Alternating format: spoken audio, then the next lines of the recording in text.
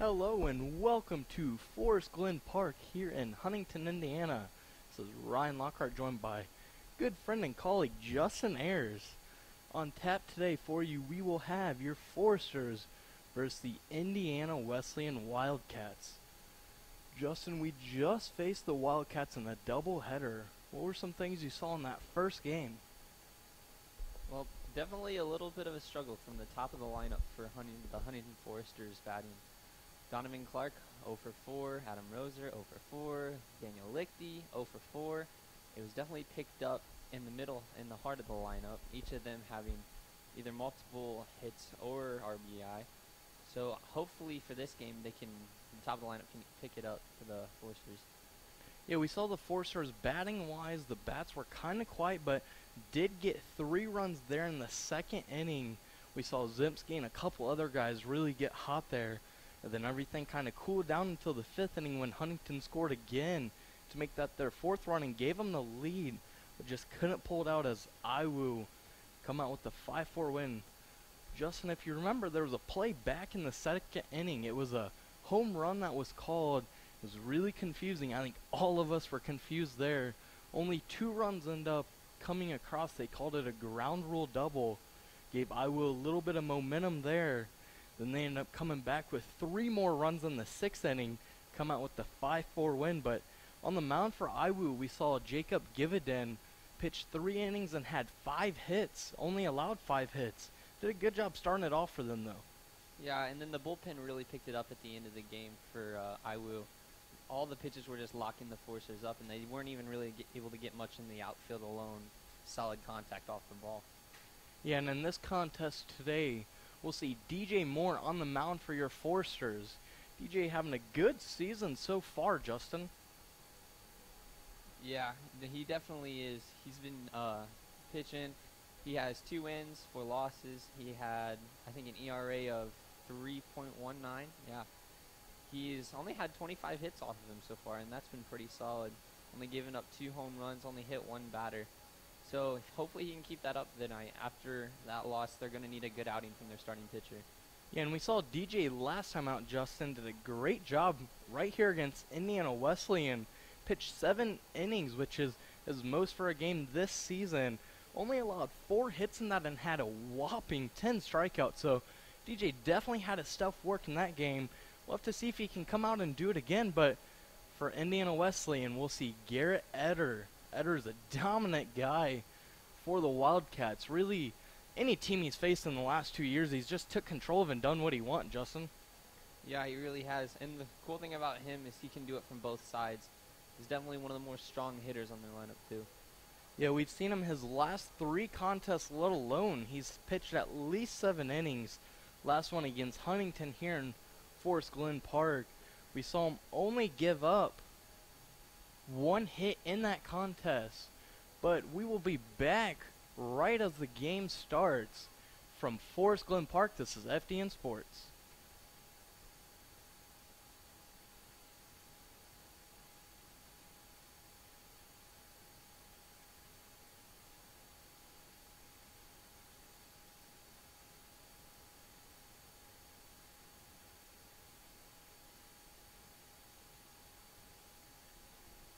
Hello and welcome back here to Forest Glen Park. First up in the batting order, we'll have Indiana Wesleyan. We'll see number 3. Start off the order for them, that's Jediah Woolberg. And Woolberg will get the bat on here over to Roser, and Roser will make a good play there, but can't get it over to Jake Hansen, who starts at first today. That's the first runner on there for Indiana Wesleyan.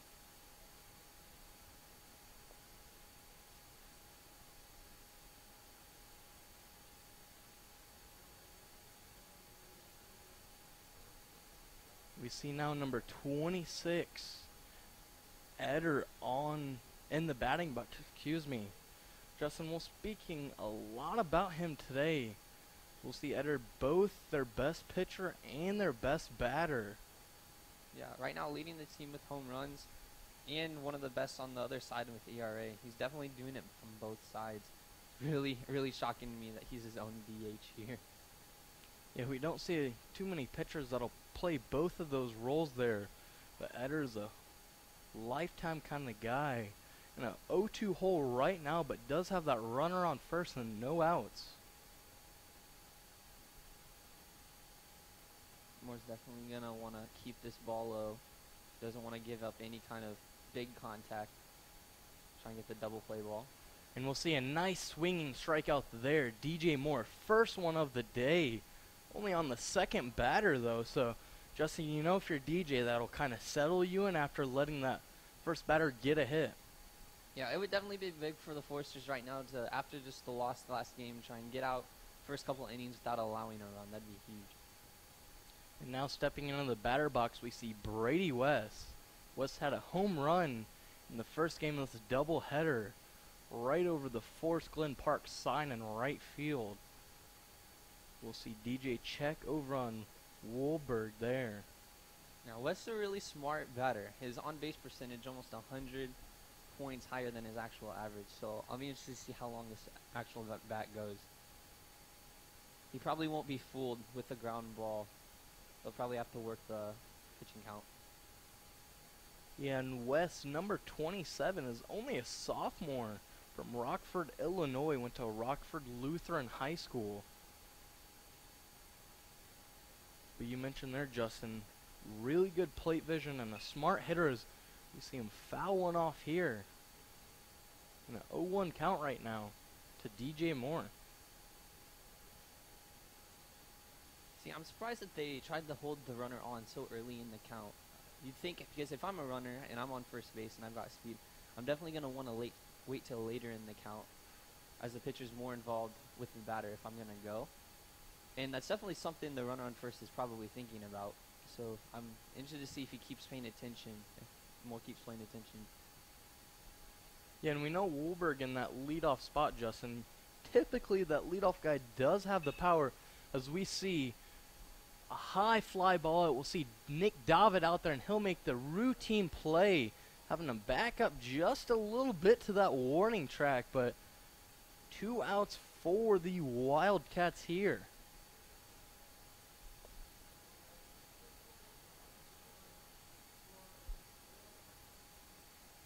Pretty nice play by Nick David out there in left field, Justin. We saw him kind of eye the ball down and didn't have too much complications with it. Yeah, it is a little tricky right now with the lights just starting to turn on and the sun just starting to set. You can occasionally find that ball in that awkward spot where if it gets blinded by the light and the sun at the same time, it'll be pretty tricky to track down. But he did a good job of tracking it. Right now in the batter's box for the Wildcats, we have Jordan Wharton. Wharton coming into the game. Gets a grounder here over to Jamar Weaver that can't make the play. As we'll see Woolberg stay at second. Looks like he was going to round that, Justin, but just not deep enough. Smart choice to not to. They were right on that. And we know Adrian Perez out there in right field has the arm to get it over to Lichty at third base, and I wouldn't want to question that, as we'll see the replay here of that last at-bat. We saw Jamar try to make a play, but it just took a one hop too much for him. Perez doing a good job of playing up on that, though. And we see Brady Horan right now in the game for the Wildcats. Had 2 strikeouts in the first game of this doubleheader. So not having a great day himself.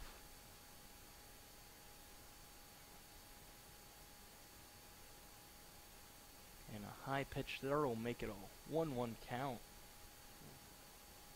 I'm expecting something low here. They're just going to try and get the ground ball. Especially with a runner in scoring position this early in the game, you don't want to take any risks.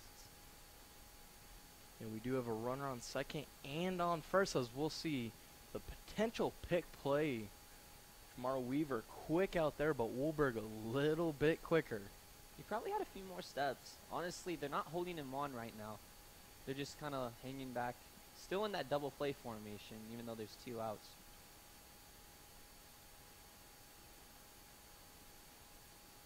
And we'll see DJ will reset here. And Wollenberg's really doesn't have a big lead out at second, though. No, he doesn't. It's Probably in part due that they're kind of shifted for the pull hitter, even though he pushed that one. And we see a foul ball there that'll be too far out for Hansen or Perez to even get close to.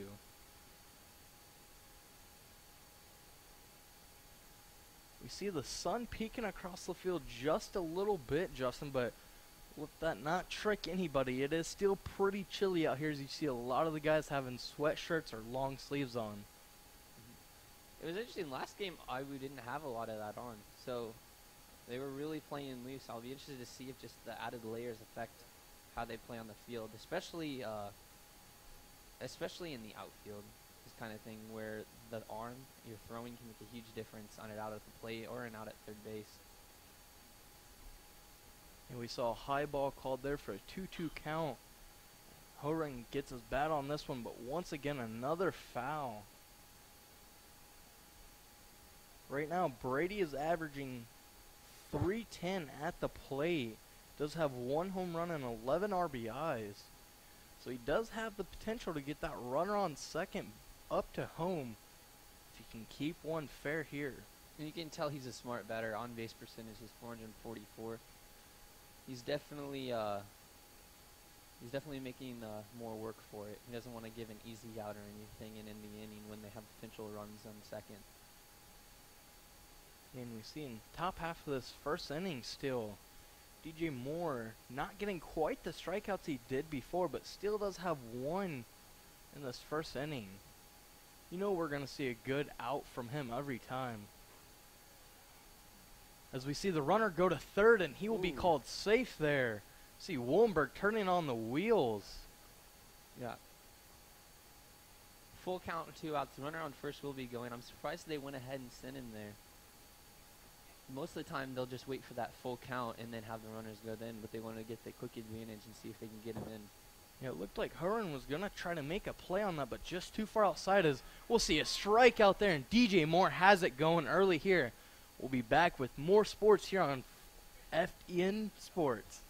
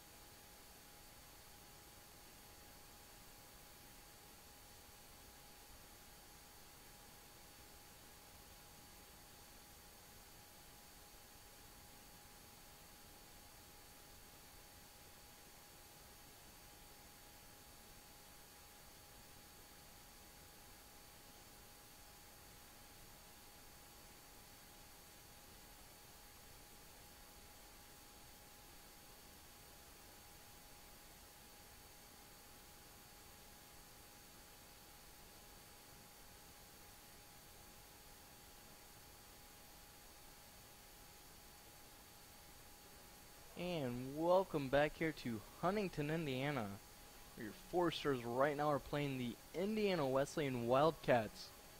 Top of the first inning, what happened there for the Wildcats, Justin? Well, they definitely started attacking early, and they were really trying to build off the momentum they had from last game. The big thing was Moore was having it working, so even with what they were getting, he was still able to fend them off. Yeah, we see here now in the bottom half of the first, Donovan Clark, the leadoff guy for your Foresters. Guy that has a lot of speed right now and has the count in his favor, 2-0. But we know Eder's the guy that can battle back. And that he does there with that strike. Yeah. Clark struggled a little bit last game. He needs to really get a hit to just kind of get out of that little funk he had. And we see a nice rip there from Clark, but no contact made. 2-2 count right now. Yeah, Yeah, after 3 straight fastballs, the off speed definitely fooled him a little bit there. You see Clark right now is up over that 300 mark at 304. Gets that one off out past the second baseman. That'll be a base hit for Clark. So maybe out of that funk you were just talking about, Justin. Yeah, and my coaches always told me when I grew up playing, hitting's contagious. So if the Foresters can build off of that, it'd be really nice to get a run early on.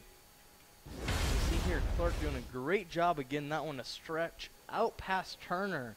Diving attempt there, but stretches out to right field. Great job by Clark there. And now we'll see number 15, Adam Roser. Now I'll be interested to see if they go for a run or give him a green light. Because Clark definitely has speed if they try to want to steal a base or if they want to bunt him across. And like I said there, definitely showing. It's definitely in their mindset. And we see Clark kind of trailed off a little bit there. Not sure if he's playing a little bit of mind games with Eder on the mound. He has a decent lead out there at first. And there he goes. And we'll see him run there, and West will throw it out there, but won't get it there. As easy steal attempt for Clark and make that the first one of the game. As we see here on the replay, Clark just shot out of a cannon.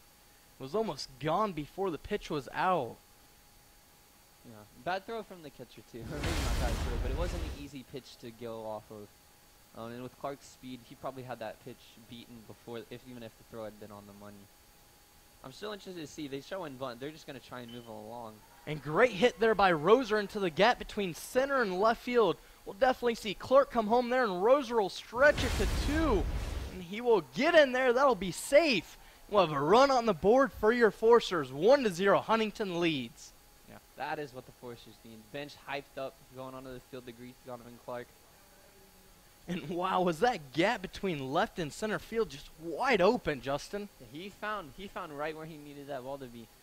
I think part of them assumed that he was gonna bunt. I mean, that's what I was thinking. I figured he'd just try and get them running to the third base, but he definitely fooled them. And the line drive caught him off guard. Like I think in most at bats, that's probably just a single, but he was able to take it out for a double. And we saw there on that replay we just brought you. Great job by Roser to get it right into that gap. Now we have Daniel Lichty, who's the hottest hitter on the field for the Foresters right now. Batting .395, so just under that 400 mark. But, Justin, don't let him fool you. He can send one out of the park. Yeah. Well, right now, I guess it's what the bunny's going to be. And Lichty will make it to first base there. The Foresters are rolling right now. They have men on the corners and no outs still. Yeah, right now they are definitely in the pitcher's head. I mean, and he's still all around the plate. It's not like he's focusing and hitting strikes. We see on this replay here, Lichty laid it down almost perfect. When we come back here, Eder wasn't able to get there quick enough. May have made that play over to first, Justin, but we had Roser rounding third, so as a pitcher, you don't want to make that throw and it be a wild one. You know, especially in the hole you're in right now with no outs, it's not worth risking. And we'll see Jamar Weaver in the box right now. It looked like Eder hit him with that pitch. Did he hit him? Did he hit him? He's not giving him the... Looks like Jamar was trying to sell that, but the ump's going to say no hit there. Jamar looking a little confused. But that'll be a 1-0 count right now. And we'll see head coach Mike Frame come out to talk about that one with the home plate umpire. You could definitely hear the crowd's confusion as that ball went in. It definitely looked like it made contact with something, whether it was the bat or him. And we've seen batters a lot of the times they'll try to sell that one. And I think if maybe Weaver didn't run away right away, might have been able to sell that a little bit more, but the ump just not having that. I guess from my viewpoint up here in the box, it very easily could have went off the catcher, and that's just could have been what fooled us all. But we'll resume back to baseball right now. 1-0 count. Runners on the corners. And another inside one there. We see Eder kind of playing with Weaver a little bit. No, the pitcher is definitely shook right now. Even right there, that was about the same pitch that came in that didn't hit the batter. He's definitely around the plate right now. We see Lichty jumping around on first base. We do have Roser on third, and Roser does have some wheels, not quite like Donovan Clark, but he can stretch out a run here. 2-1 count right now in favor of Weaver. No outs. The pitch comes in. Yet another inside pitch there, Justin, to make it a 3-1 count. The 3-1 count, normally you're thinking fastball. The only thing is, a fastball 1 could score a run, and a fastball that's low and in the dirt will make the bases loaded for the middle of the lineup for the Foresters that's been working all day. And we see Weaver's able to chop this one out to right field. We'll see Turner run back and make the great diving play there. And Roser won't tag up from third. Lichty will stay at first as well. 1 out for your Foresters here. As we'll see the replay of this, Austin Turner doing a great job running back when he could have just relied on his right fielder, but great little diving attempt there at the end to make sure he kept that one. Yeah, and he popped right up to make sure the runner wasn't going home. Yeah, and a little surprised Roser didn't stay on the third base bag there and tag up anyway. I'm a little surprised he didn't tag up. I'm not quite sure he would have made it if he'd went, but normally that's like a standard protocol for runners on third base. Just tag up when there's a pop fly. And now we'll have Nick David up at bat. Runner still on the corners, 1 out now, and that one just a little bit outside for David's liking. 1-0 count. David's been batting pretty good. He's on base for .423. Oh, and they got him caught on a run down. That should score a run though. And Roser will come in to score as Lichty is still out there trying to make something of it. Looks like he just is going to get tagged out there. And as much as you say, hate to see 2 outs, that did score Roser. So it'll be the Foresters' second run. Lichty definitely out of breath after that chase down though. Yeah, he definitely played that well. He probably could have made it to second there. He definitely had the jump on the first baseman. But if he hadn't turned back, he probably wouldn't have gotten the run in. And then the runner on third would have been stranded, and they would have potentially lost that runner. Yeah, no runners on base now, but that run did score. Foresters up 2-0. We'll see Davitt take another ball. 3-0 hole for Eder on the mound. Yeah, and right now he has more balls than he has strikes. So he's definitely having a lot of problems with his command, even though you see the strike right there. Outside of the fastball, not much is finding the plate. And we'll see Nick take a walk there as he'll trot out to first base. Eder walking his man. And that'll bring Adrian Perez into the clip now. See if he can do anything with his first at-bat of the day.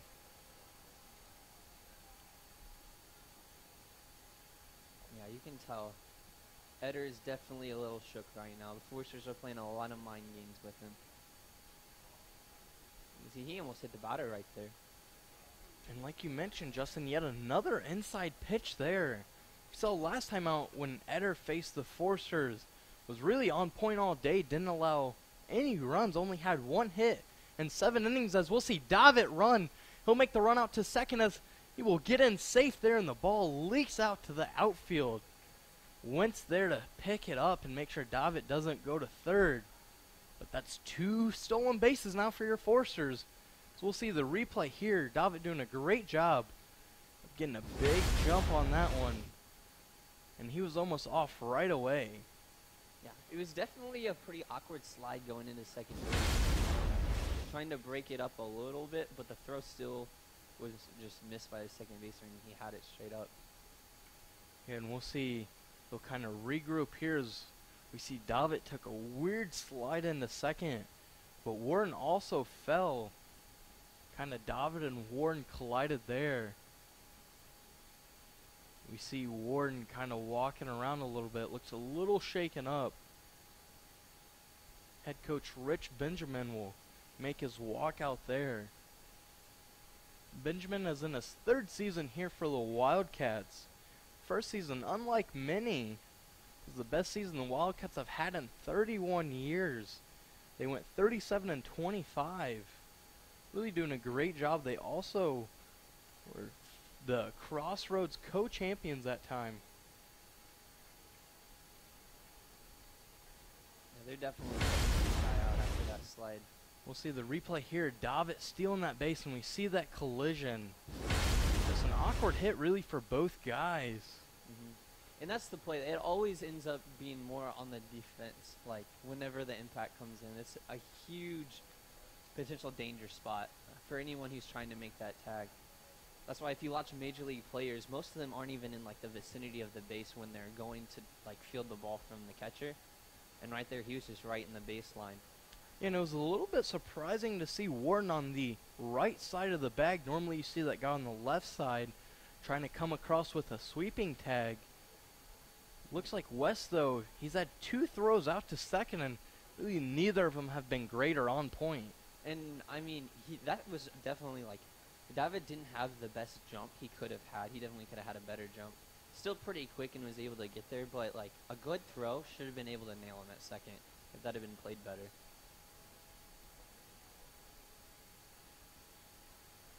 We see right now your Forcers are up 2-0, Justin. Doing a great job really scoring runs and getting hits in bunches. They have 3 hits right now so far on the day. Yeah, I think bigger than those 3 hits is just the lack of command that Ever has on the mound right now. Already over 20 pitches, and the majority of those pitches haven't been strikes. Yeah, we'll take another look here at that steal attempt by Davitt. We saw him take off from first and really turn on the gears as he slid into second. Kind of an awkward play from both guys, as we'll get a better look right now.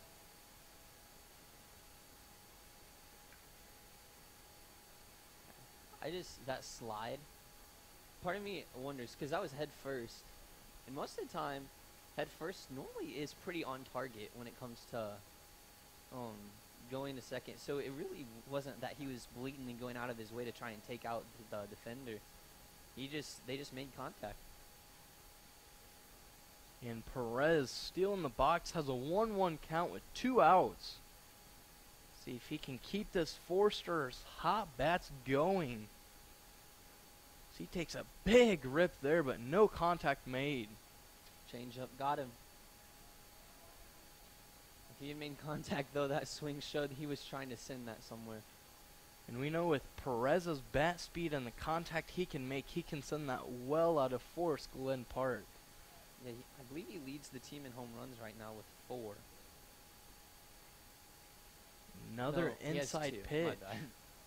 Another inside pitch right there, but Justin, if you flash back to last year, you remember some of those guys, Mike Crowley, Dalton Combs, and Shea Beecham, kind of known for hitting a lot of home runs. Shea with the most, as we see another big rip there, and that'll be a strikeout for Caleb Eder. And we'll be back here with more baseball on FDN Sports.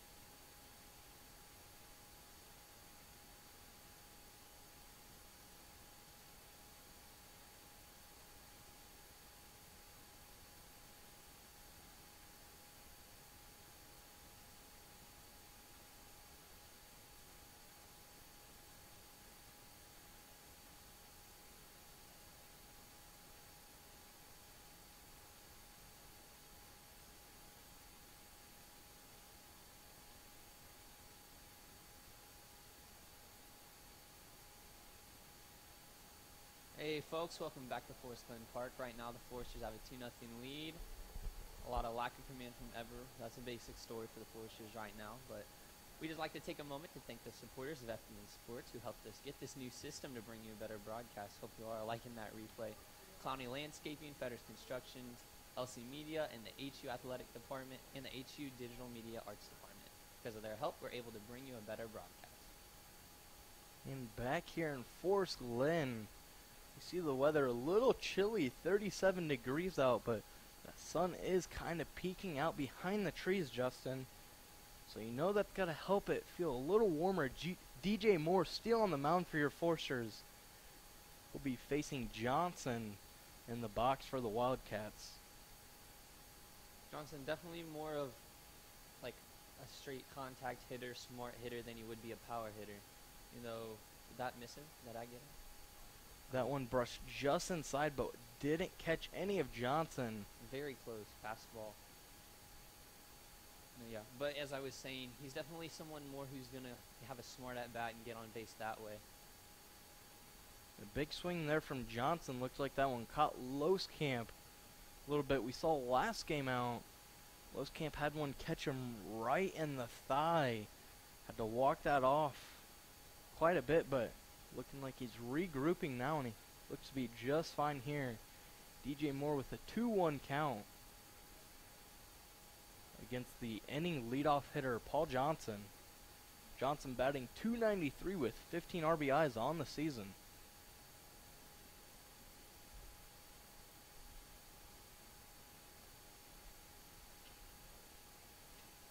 And Johnson able to get contact there, but foul ball. 2-2 count right now. This is where a pitcher like Moore definitely has the upper hand. Just has the ability to locate all these off-speed and these fast pitches to try and get ahead here. And that'll be a strikeout there. Big strikeout for DJ Moore, and bigger strikeout for Paul Johnson, as we saw him struggle in that first game as well. DJ has his stuff working here. We'll take a look at that and just see how Johnson was looking on that one there, and watch that almost all the way into Loskamp's glove. Breaking ball absolutely fooled him there. He just didn't have a chance. It went right up and right down into the strike zone. And we see a first pitch strike right there for number 11, Stephen Busby. Busby right now, as he fouls that one off, not batting too high. Does have 3 home runs on the year though, with 19 RBIs. So we know Busby, with runners in scoring position, or even just himself, can get one across. As we see a big strikeout there, Moore. DJ Moore doing a great job. 2 strikeouts in this inning so far. He's 4 on the day. That one didn't even take, it only took 3 pitches. It's crazy. He's definitely got his stuff working. And we saw DJ that last time out was kind of doing the same thing, just setting guys up to get struck out. We see number 7, Eric Wentz, take a big rip right there and not make any contact. So looks like DJ Moore is having a great game right now. He's just throwing it past him. DJ now 0-2 count in his favor, 2 outs. Does not look phased at all on the mound here, as we'll see the pitch. And that one will get fouled off there, and seems like all the Wildcats can do right now is foul one off, Justin. Well, yeah, at this point, if you're down 0-2 in a count, you're going to get something pretty bad. It's probably going to be a breaking ball off the side. Just kind of like that was. Just a little up, a little away. Nothing that you're going to do anything with. The best you could probably do is make contact or hope he just makes a mistake here. DJ once again will look for the strikeout there. Little bit too far inside. 2-2 count right now. It's a crazy slider. Tried to break right into the strike zone. Just still not quite across the plate. And that'll be high fly ball out to center field. We'll see Jamar Weaver call off all the outfielders, and he'll make the easy play out there. Your Forsters are up 2-0 right now on the Wildcats. We'll be right back here in the Glen.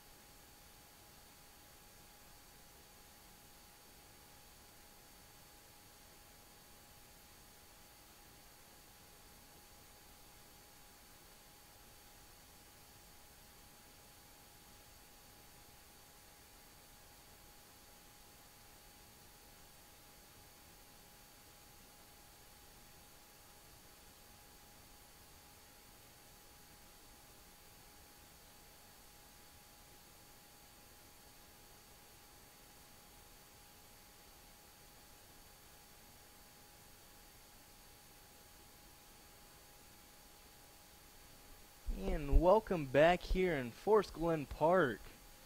Saw the Foresters' great defensive effort by Jamar Weaver ranging out to the outfield. We saw him play center field last year. You know, as a second baseman, he likes to try to stretch some plays out. Moore is dealing right now on the mound, only at 31 pitches. We could see him go the distance if he keeps his command in check. He only threw like, I think 11 that last inning. And Hanson there fouls one off. We see both Eder and West race out to that one. It looks like Eder won that race there, but foul ball. Hanson at the plate right now. Struggling right now, batting a 189. Does have 19 RBIs and 1 home run on the season, but just in a little bit of a slump. Yeah, this is definitely the batter that Eber wants to get. After that lackluster first inning, you really want to go after one of the more weaker hitters currently for the Foresters and try and just turn some of that defensive momentum back in your favor. Here we see Eder has a 3.0 ERA right now. Trying to keep it down, as we did see 2 runs come across in the first inning. Here Hanson will look at one. Make that a strike for a 1-2 count. And Hanson as the leadoff guy, like you mentioned, Justin. If you're Eder, you want to get this guy out. Kind of calm your nerves a little bit, as Hanson will take a big rip there. And Eder will get that strikeout. Make that number 2 on the day for him. And there is where most pitchers you see can kind of finally start into their groove after, if they have a little rough first inning, they just start getting those first batters in the second. And we see now DH number 14, Matt Kuntz, who's a transfer from Vincennes Community College. Comes in as a sophomore. And we'll see what Kuntz can do. Is originally from Anderson, Indiana.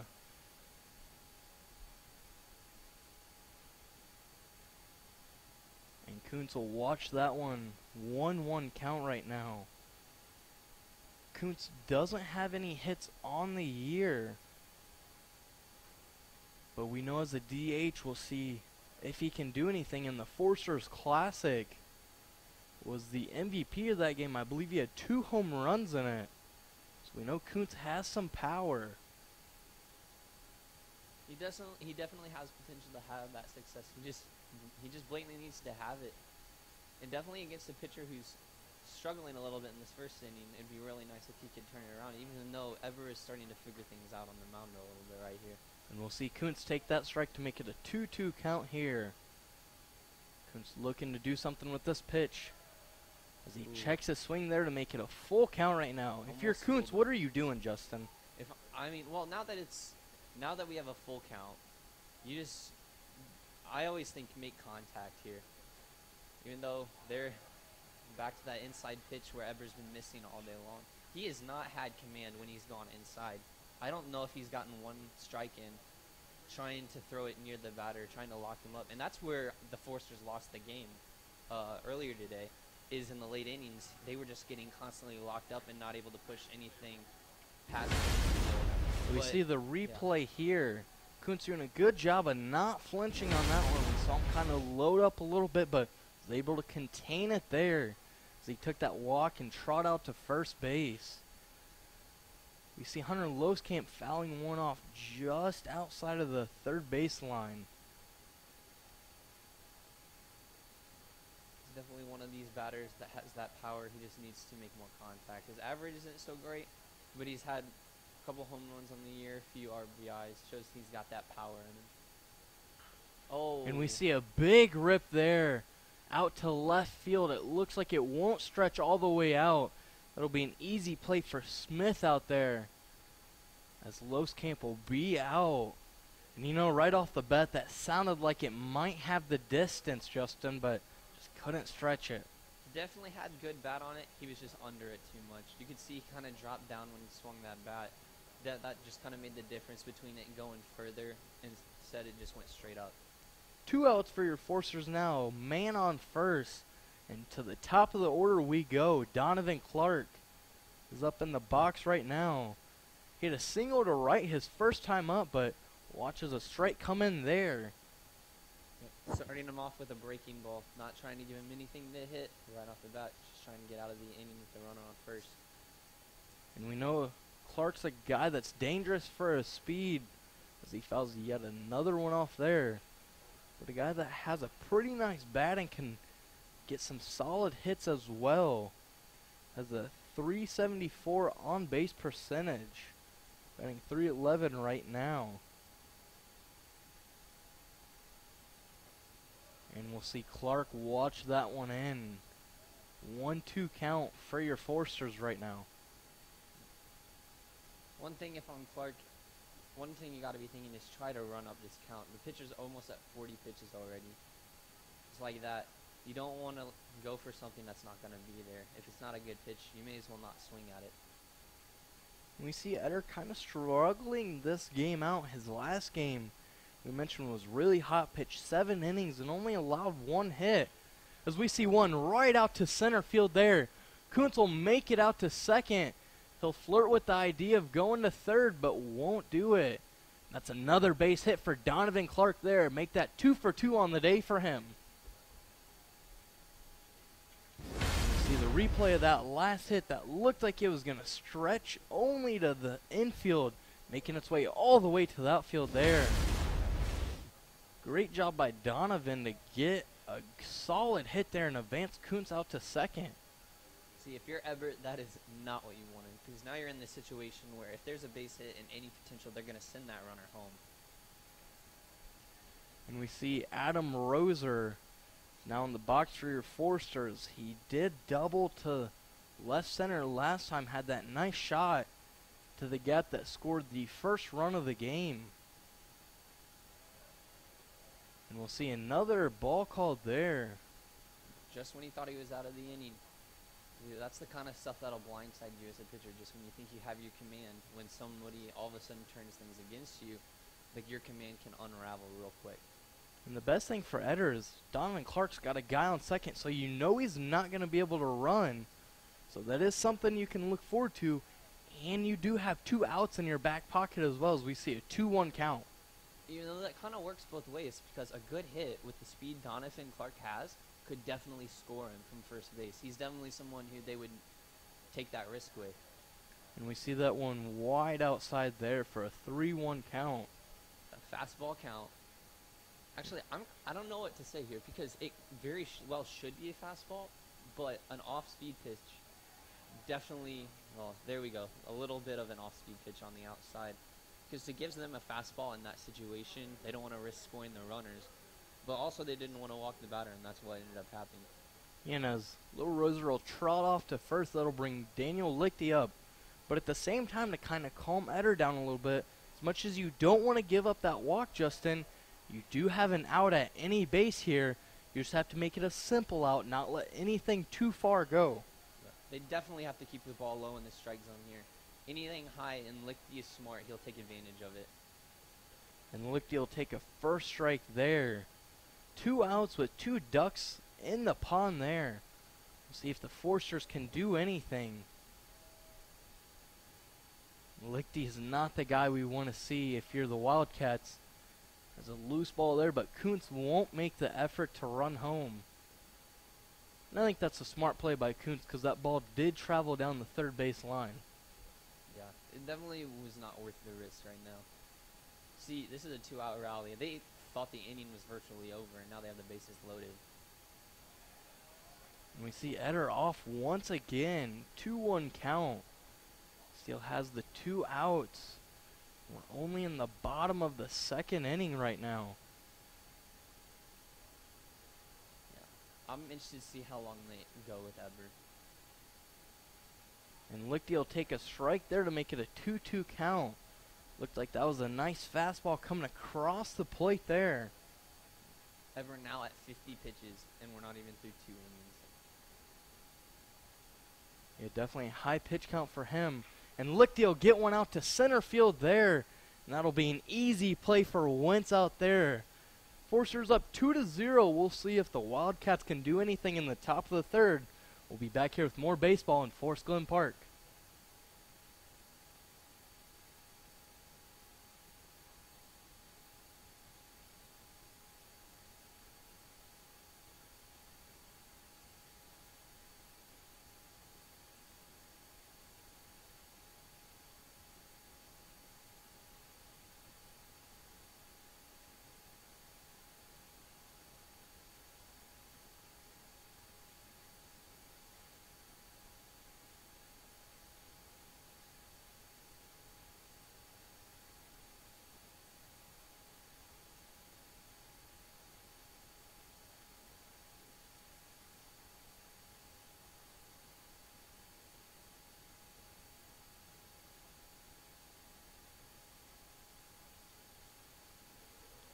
back here in Forest Glen Park, we have some saddening news from our former First Lady Barbara Bush has passed away. Justin, can you update us on that? Yeah, Barbara Bush, former First Lady in the United States, dies at age 92. We just would like to send our prayers and thoughts out to the Bush family and to the rest of the United States. And we'll get back to some baseball here. Foresters are up 2-0 right now. Both of those runs coming in the first inning. But we saw the Foresters did have the bases loaded there. Wasn't able to capitalize. But now with the Wildcats up to bat, we'll see Smith right now, number 12 for the Wildcats. See if he can do anything, as he'll get hit by that first pitch. Excuse me, no he won't. The Wildcats have to be just really on edge right now. That was a very, very, very close. Well, they were very close to allowing a lot of runs there and letting the Foresters bust the game open. They have to take advantage of that little escape act they just did. Yeah, and Sterling Smith will be playing left field right now, as he come in for Austin Turner, who was the second baseman. We saw Paul Johnson move to that spot. Parker Johnson, excuse me, move to that second base spot. And Smith will take a strike there to make that a 2-2 count. You know, I was watching some batting practice before the first game, Justin, and Smith had a couple of them that went over the right field wall. So he's got power, but DJ Moore will set him down there and give him 6 strikeouts on the day. Moore definitely has his stuff working right now. And DJ Moore right now doing a great job with not really too many pitches. Only has 35 total through 3 1/3 innings. And that'll be an inside pitch there to the leadoff hitter, Jediah Woolberg. I'm interested to see, because in a lot of games, most of the time a batting lineup can come out a little shell-shocked against a pitcher they haven't seen in a while. So when I say a while, just like a few days. But right now, I'm interested to see if he can keep his momentum working through as he sees the top of the lineup again. And we saw Woolberg almost keep that one in play, but wasn't able to, as Lichty tried to make a diving attempt there. Woolberg will come back with a 1-1 count.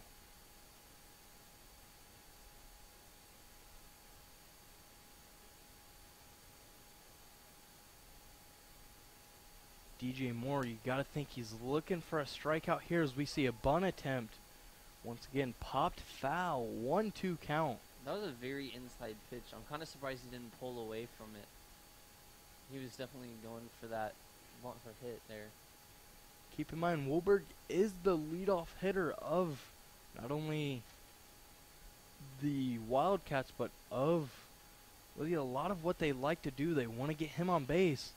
As he gets a high pop-up, we'll see Jake Hansen make an attempt, but far outside. Count will stay at 1-2 with 1 out. This is a situation Moore's finding himself in a lot, just getting ahead early in these counts so he can use all of his weapons later in the count. And that's where his breaking ball has been working all day long. It wouldn't surprise me if that's what we see right now. Yeah, and last time Woolberg was on base, Roser had trouble at short, as we see that one fouled right back to us. But Woolberg was on base and ended up getting over to second before that inning ended. See if he can start anything here.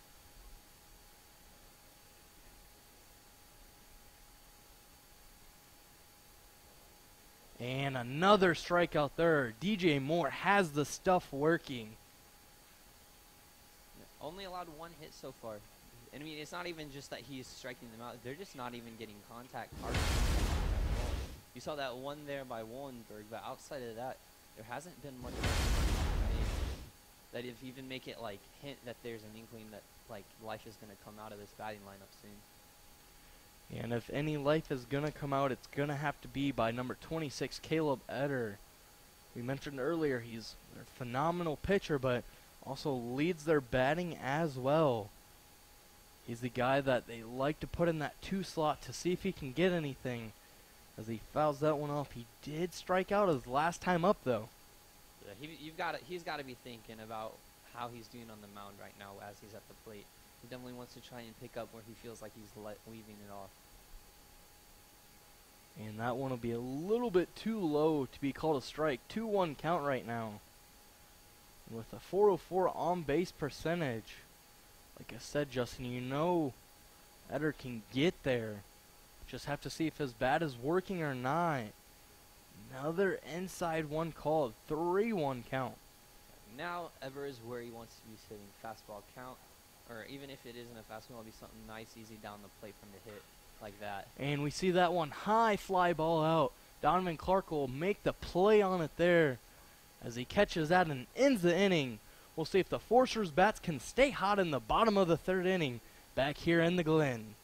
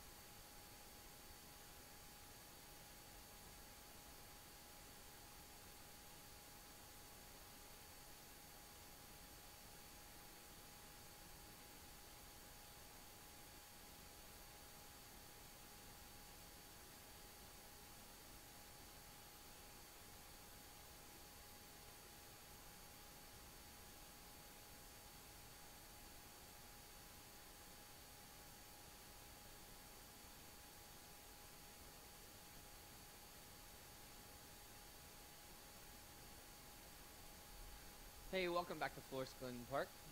We want to stay connected. We want you to stay connected with us online, so you can stay up to date with everything going on the Forest Digital Network. Take a moment real quick and hit the subscribe button on YouTube if you're watching right now, so you can stay up to date with every home broadcast. Follow us on Instagram and at Forest Digital to see everything going on with FDN Sports, FDN News, and Forester Radio. And follow us on Twitter at FDN_sports. And at the top of this inning, we will see Jamar Weaver lead it off for your Foresters. Weaver popped out to second base his first time out. Remember, that was Austin Taylor making the nice diving attempt there. See if Weaver can get his bat going here in the bottom of this 3rd inning right now. Yeah, he very easily could have had an RBI there, but I'm interested to see because this is the part of the lineup that struggled the first time around. Because you had Weaver, he almost had a hit, but then though DeVitt got walked, it was an interesting at bat, and then Perez struck out, and then Hansen struck out. So let's see if these guys can turn it around. Well, the top and the bottom of the lineup have been working pretty well. And Jamar Weaver, just like Donovan Clark, is a guy that has a lot of speed. We can really see Weaver in that leadoff spot as well, but Clark may be able to outrun him just a tad bit there, Justin. But Weaver, nevertheless, is a great baseball player in his own right. As we'll see a high ball called there. We saw Eder pitch a lot of inside balls today. A lot of inside balls that are missing the plate. That's the big thing. Right now, he's still sitting at more balls, 27 balls and 26 strikes. And that'll even it up. But still, you look at his counterpart, and I believe Moore is thrown. I think 67% of his pitches have been strikes compared to 33% have been balls so far. And that just makes a huge difference. And we see another high pitch there. 2-1 count for Jamar Weaver. Trying to get something on this leadoff attempt for your Foresters in the bottom of the 3rd inning there. So we see yet another ball there. 3-1 count now. And you got to think Jamar's thinking about the fences on this swing. Oh, he has to. He has to be thinking about getting a hold of something here. I don't think he really wants to be content with a walk. And make that a walk there, just about as you said it, Justin. Jamar will make that trot down to the first base line. We'll see here that walk. And Eder not able to keep a lot of great control on it. As we see here on the replay, just a bit outside and low. Looking for the chase there. Yeah, it's interesting. If you look at what the Foresters lineup has done through these 3 innings so far, you have Clark with 2 hits, a couple other have a hit, but they have just as many walks right now as they have hits. So it's not really as much as they're coming out hot, as the pitcher is just giving them free bases so far. With the 4 left on base, this could be a much different game right now if they were able to convert last inning. Yeah, we see Weaver dancing over there on first. We know he'll make that running attempt out to second base. And so far, Brady West, catcher here for the Wildcats, has not been too on target. Throwing it all the way out to second. And Jamar will stay content at first as Nick David will take a strike there. 1-1 count. And now he's just about to 60 pitches. And he hasn't really done much with him, so I'll be interested to see how much longer the Foresters are up against him. And we'll see Weaver run there as that one gets fouled off. Looked like Weaver had a really good jump, and West really wasn't out of his catcher position yet. But we'll reset things here and see what's going on. Eber definitely wants to try and get this strike so he can try and go for the double play ball at the next at bat. And David will strike out there. Strikeout swinging. That'll be his first of the day as he was walked last time. We'll see that replay there. Eder may have not had his stuff working all day, but did on that pitch. Right past him. Just a little bit too far outside for David to get a hold of. That'll give the Foresters 1 out. As we see Weaver kind of lurking away from the first base, Justin, but gets back just in time. Yeah, that shows that he can get a bigger lead too, and that's something he's got to be thinking, especially since he stole last time. A bigger jump, because he's not that far off the base right now, and after he gets his secondary lead, he still won't be that far if he's trying to steal a base. We see a strike called there to make it a 1-1 count right now. Weaver still on first. The Foresters have 1 out as the sun is starting to set now.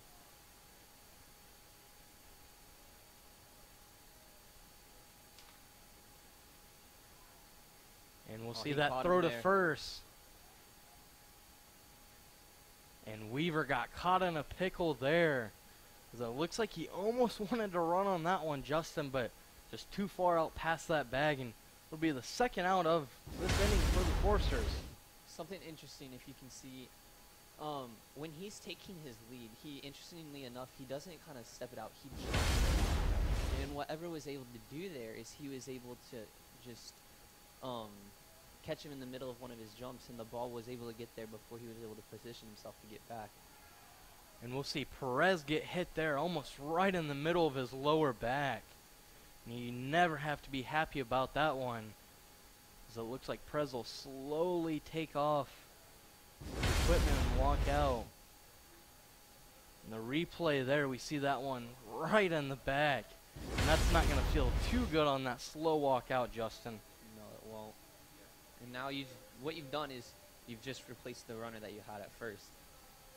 Yeah, Perez, you don't have to worry about him as much as Weaver, but still a guy that we saw can turn the wheels on and make something happen.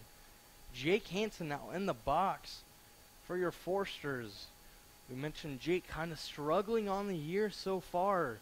But with a runner on first, you know he's got to be wanting to do something here. As he'll look at that one, and Perez will make the run out to second, and he will be caught. That'll be an out for the Foresters, and Perez does not like that. We'll see what he can do in the outfield coming up in the next top half of the fourth here in Forest Glen Park.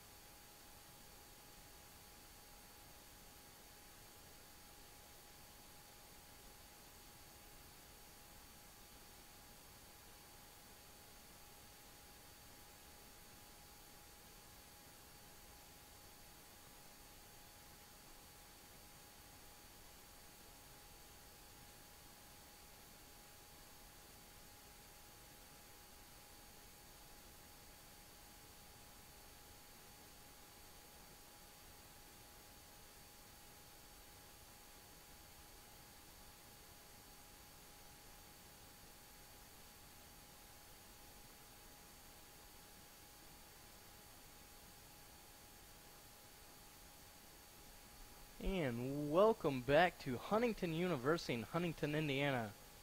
We see there your score. Foresters currently lead 2-0. Have 4 hits on the day to the Wildcats 1, but do have 1 error as well. Justin, what have you seen so far today that kind of gives the Foresters that 2-0 lead? I'd say there's 2 things right now. One is right now they're making contact with the ball when they have it in the zone. Right now the Huntington Foresters batting 400. Indiana Wesleyan is batting 91. Huge difference there. Secondly, Eber is struggling. He can't hit the inside corner of the plate right now. When he's made it lower and threw it down the middle, he has had some success. But outside of that, he's really struggled. And we see DJ Moore once again on the mound. Really haven't been able to talk a lot about him, Justin, because hasn't been out there too long. No, he has, what, I think 7 strikeouts right now? Yeah, 7 strikeouts? 6 strikeouts. Well, who knows? Maybe this will be the 7th right here. And with a 1-1 count, we see Brady West. He did homer in that first game of this doubleheader, but it's looking at a 1-2 count right now.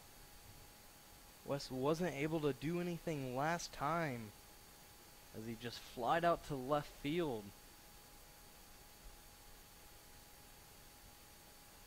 And that one just a little bit too high there. Loskamp can't get a glove on that as the catcher. See, though, this is the situation. No runners on base. You're ahead in the count. That's where you can throw something that might be risky, just trying to bait him into swinging at it. Wait, we've seen DJ have a great cutting fastball there. And there's number 7. And we'll see Loskamp make the nice play over to first. Jake Hansen playing first base today. That'll be the first out for the Wildcats here. We'll see number 9, I believe it is, Jordan Warren.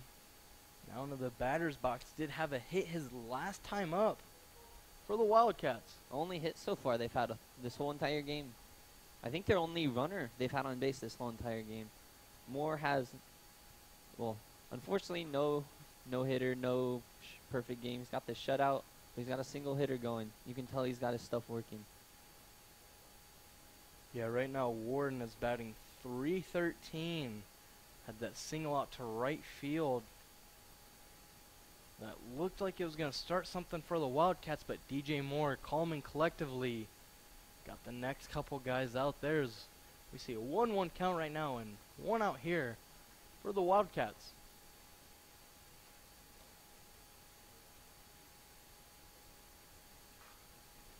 And we see one over to Lichty at third base, and Lichty will make the long throw as Hansen stretches out and gets the out there. Make that 2 outs now for the Wildcats. Let me look here. I believe that's now 10 consecutive batters that Moore has retired.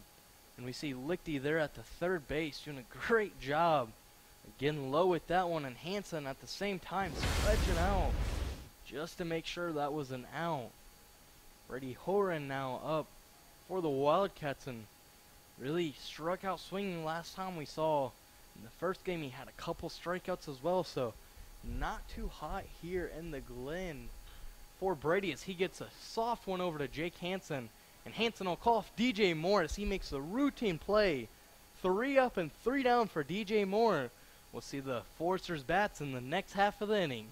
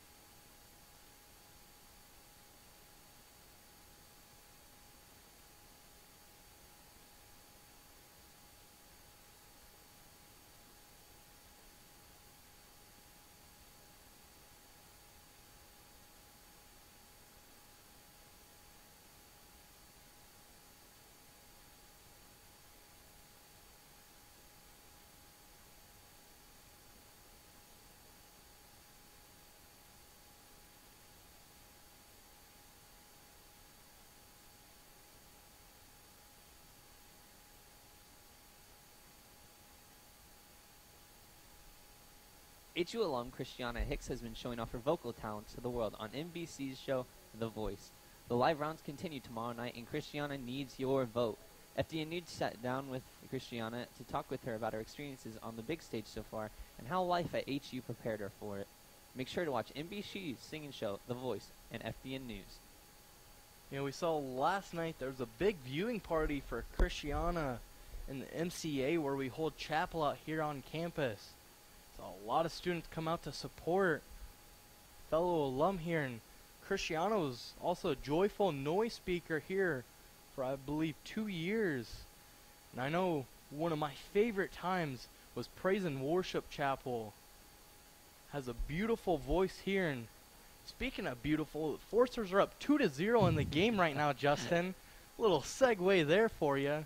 I mean, I don't know if you can quite compare us being up 2-0 to her great voice, but it is something. It is something. But yeah, they're definitely taking advantage of IWU right now. And we see Hansen in the box for the Foresters. You did see him last time as well, but we saw Perez try to steal on a loose ball by West, and West was able to gun him down over at second base. Perez wasn't too happy about it. And Hansen will watch a strike there.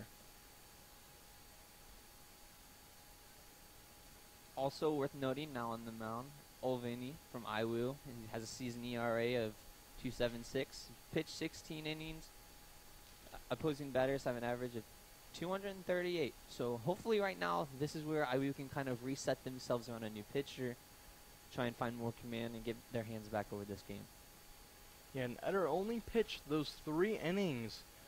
Really just looked off from the start, Justin, has let a couple guys early on in that first inning get on base, and we know the Foresters can do a lot of damage in that first, really the first 3 to 4 innings, but that first inning especially. We'll see if Olveni can do anything here with Hansen, as Hansen flies one up and Brady West will chase that down.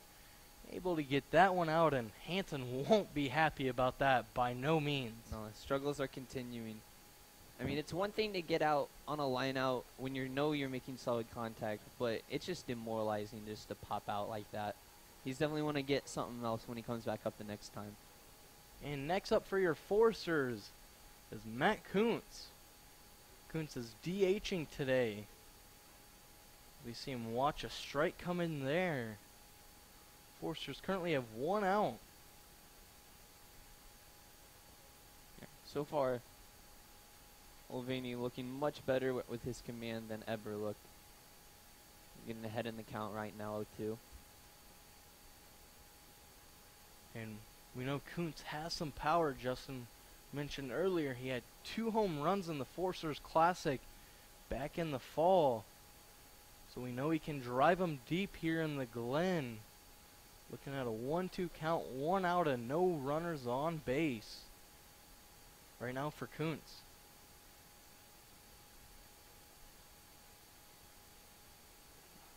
Way outside. And we saw that get away from West here as watch this replay. Olveni's been doing a great job with his control. After that one, you gotta wonder a little bit what happened there.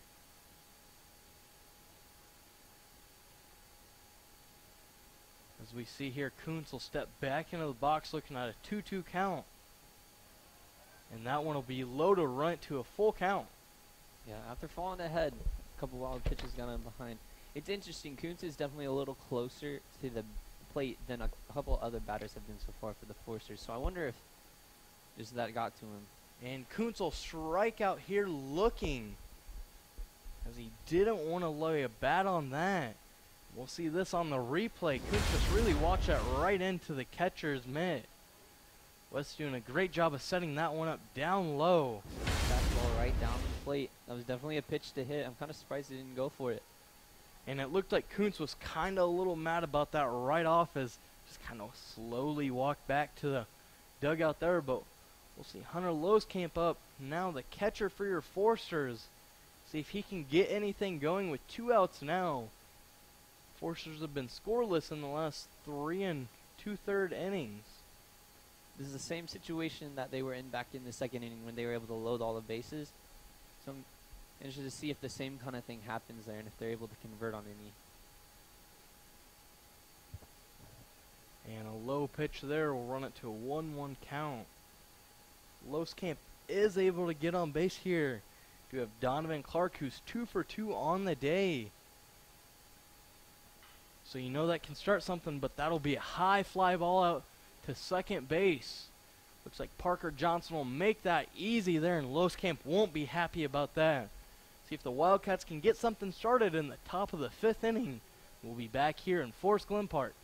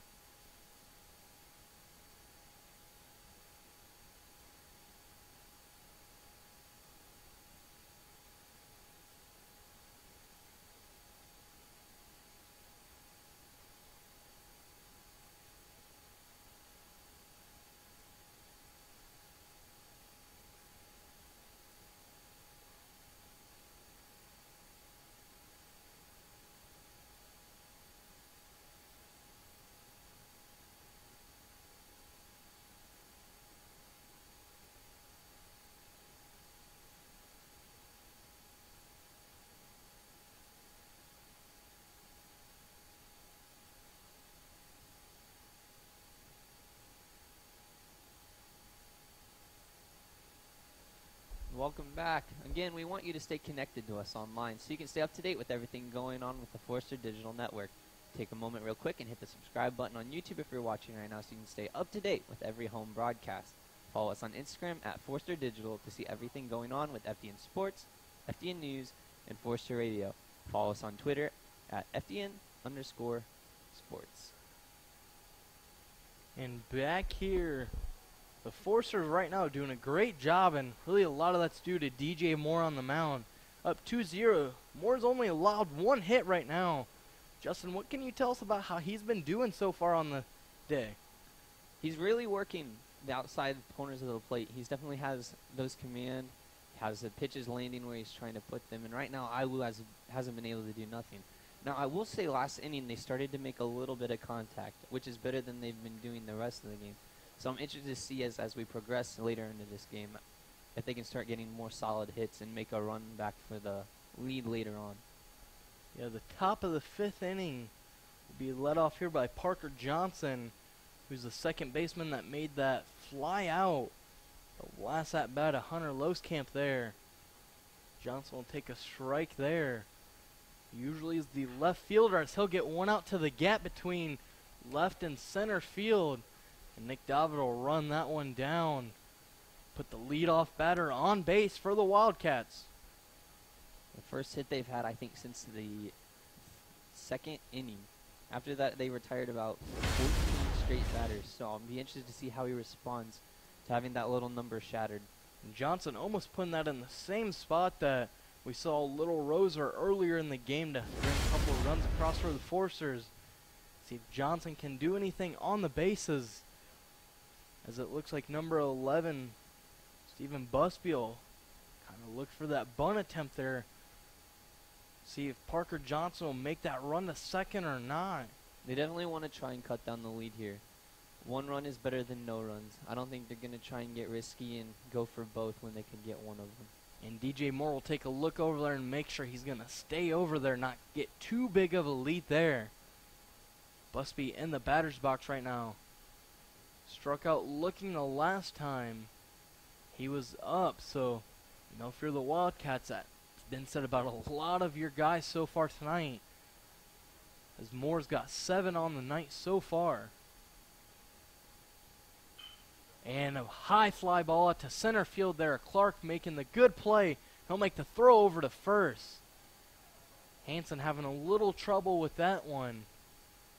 We saw Johnson get back there, and Clark making a little bit of a risky throw, Justin. It was a little risky. And something I will say, even though that he lines out there, that's got to be a confidence booster because that was one of the only solid hits they've had off DJ Moore tonight. And if they can build on that, then they could make a run for it here. And that'll bring center fielder Eric Wentz into the box for the Wildcats. Taking a rip there, but nothing going for him. 0-1 count with Johnson on first. DJ Moore right now has 60 total pitches. So his pitch count starting to get up there as the ball gets away from Loskamp. And Johnson will make that easy trot over to second base. If you're the Foresters, that's got to be a little disheartening. He could have got a double play there. Yeah, and now you're in the situation. You've been sitting comfortably on defense all day long, but now it's base hit scores a run with 2 outs still to go. So even if they don't get it here, the next batter could. And you saw in that replay that ball just a little bit low and inside for Loskamp to handle. And nice contact there out to Perez. Perez won't make a play on it, and the runner will turn the corner, and he'll make it home easily as Johnson crosses there. And the Wildcats are back in business. 2-1, the Foresters lead. As we see here that shot out to right field, and Perez not able to track it down there. Clark was playing way over left center field. Yeah. But definitely some life starting to show out. I was dug out. We see the Foresters man on first now. That's Wentz. And Sterling in the batter's box. Sterling Smith, that is, for the Wildcats. Smith struck out his first time. Yeah. Not a crazy lead out at first right now either. They're not taking any chances.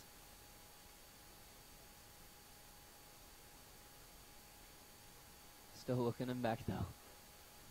And we know DJ Moore, that one run, is not going to be too happy about that. But if he just releases that one run right now, I think he'll be okay with it.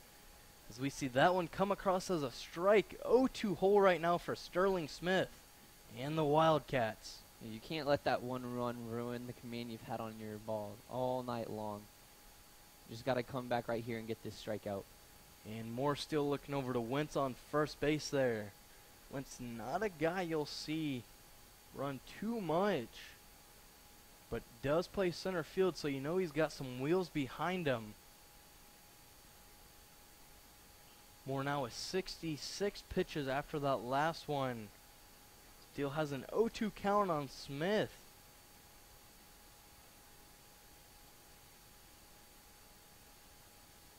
Here in the top of the 5th inning.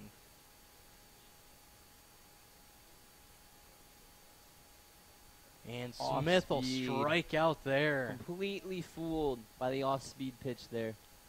And we'll make that 2 strikeouts for DJ Moore. And you know that's got to be a deep breath he's taking after that one. Just nasty pitch there. Yeah. Definitely, if you can get out of this inning only giving up 1 run, that'll still kind of reestablish the dominance he's been showing all night long. Just a couple hits got away from him. And DJ will still look over to first base. Make sure him and Hansen are keeping an eye on Wentz over there. But we do have Jediah Woolenberg up at bat. Doesn't have any hits on the day for the Wildcats. An 0-1 count right now with 2 outs. And Woolenberg looking to do something here. And that's a high fly ball, far out of play. Now let's watch that runner on first, because this, you wouldn't think that this would be an area you want to steal, but if you really look at it, 2 outs, and if you want a chance at scoring that runner, the runner's got to be in scoring position. And Loskamp hasn't been tried at all today. So, you know, if the Wildcats, as we see a high fly ball out to Nick David in left field, and David will look to chase that one down as he does and gets the Foresters out of this one. DJ Moore did allow 1 run. 2-1, your Foresters lead.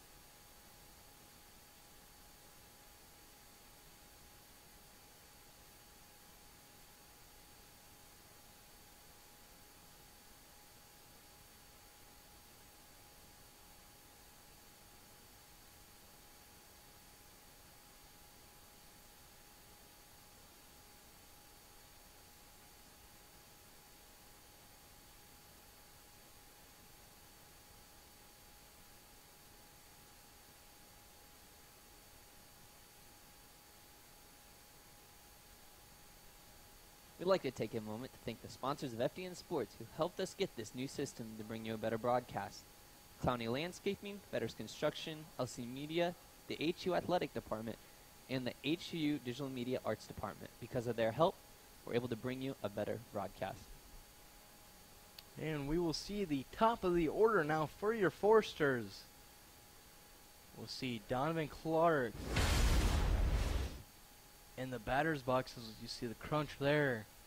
Wildcats able to get 2 hits and 1 run to come across the plate. As Clark lays down a bunt, and he will not be able to run that one out there. Going right back to the pitcher, Alvini. I'm kind of surprised they laid down a bunt there, because you'd think that after they allowed that 1 run there, they'd want to try and get back on top of things as quick as possible. And with Clark 2 for 2 on the night already, they could have just let him swing away, try and run the count up a little bit on this pitcher. But instead, they just went for the bunt, which could have worked considering his speed. It just went right back to the pitcher. And now we'll see Adam Roser up for your Foresters. 1 out, and you know Roser's looking to do something here. As we'll see West trot out to Alvini. Might just be trying to get his mind off baseball a little bit, or tell him some tips on little Roser. We know right now Roser batting .292 with 10 RBIs. No home runs on the season. Does have a .348 on base percentage though. So interesting little number right here. This at the second inning, if you compared the batting averages, Huntington University was batting .400 and IWU was batting around .70. Now, Huntington University is around .286 and IWU is around .158. So things are starting to even out a little bit later in the game here. And Justin, we know the Foresters like to try to get up early on teams and rely on that great bullpen they have later on in games to really seal the deal for them. Up 2-1 right now. Foresters, those 2 runs coming way in the first inning. I wonder how much of that bullpen we'll end up seeing, considering how DJ Moore's been pitching so far. I mean, until it stops working, they may as well leave him in. Yeah, we saw Mason Scheneberry in that first game. Not able to get the win, but did a great job on the mound for the Foresters. It's really been one of the great success stories that come out of Huntington in the last couple of years, as we see Will Roser get walked there. Keep in mind, Justin, Scheneberry's only a sophomore too. So we'll take a look at this walk. And Alvini not able to keep control there. As Roser just watching that one. Knew almost right away from the start of that pitch that it was going to be low. Yeah, out of the hand, it just didn't look that great. And Daniel Lichty now looking to get something here for the Foresters. And Lichty will watch that one for a first pitch strike. He's got to be really psyched up to hit this ball after what happened last time, leaving 3 runners out on base. Even though he had a very solid hit, just went right at the center fielder. And Roser taking a very generous lead over there at first, but Lichty only fouling that one off. As we see the night sky starting to set in here in Forest Glen Park. Really after some renovations that were made, Justin, one of the beautiful ballparks across the Midwest here. Yeah, I remember the first time I came down here, I was just like, wow, because it's kind of hidden off. If you've never been here, it's just kind of off to the side on Huntington University's campus, kind of down below what most of the campus is at. Nice little creek running along the side. I was just amazed when I came down here, just how beautiful it is. Lichty now in an 0-2 hole, 1 out. Man on first base, and he'll take a swing there. No contact made, and his rough day will continue as he strikes out swinging. We'll get a look here at Alvani making his work, making it pay here as Lichty took a big rip there. But we will see Jamar Weaver now in the box for your Foresters, trying to get something going as the bats have been cold these last couple innings. And that batting average just keeps dropping closer and closer to what Indiana Wesleyan has done.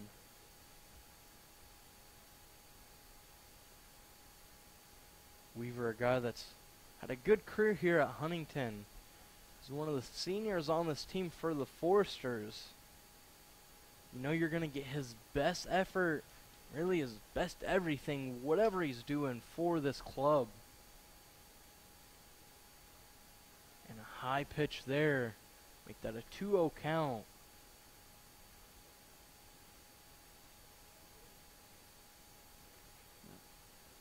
Right now he's sitting in good position, 2-0 count, hitters count. He can really do kind of whatever he wants to do right now. And Jamar watching that one into West's mitt. Sneaks it right into the lower portion of the strike zone, just across the knees, right over the plate. That may have been when Jamar would argue normally. But up 2-0 right there, letting that one come in. 2-1, 2 outs. And Roser on first.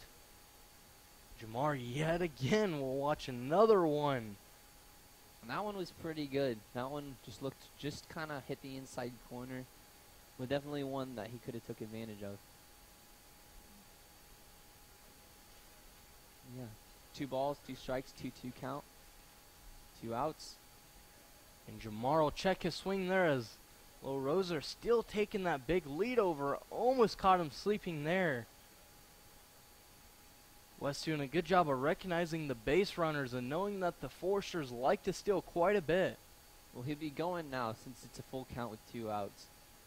So a hit in the gap could definitely score him. He's just got to put it in the right spot. And Weaver gets that one chopped out to third base. An easy play there for Wollenberg. And we'll see if the Wildcats can get their bats here in the bottom of this 5th inning. Back here in Forest Glen Park.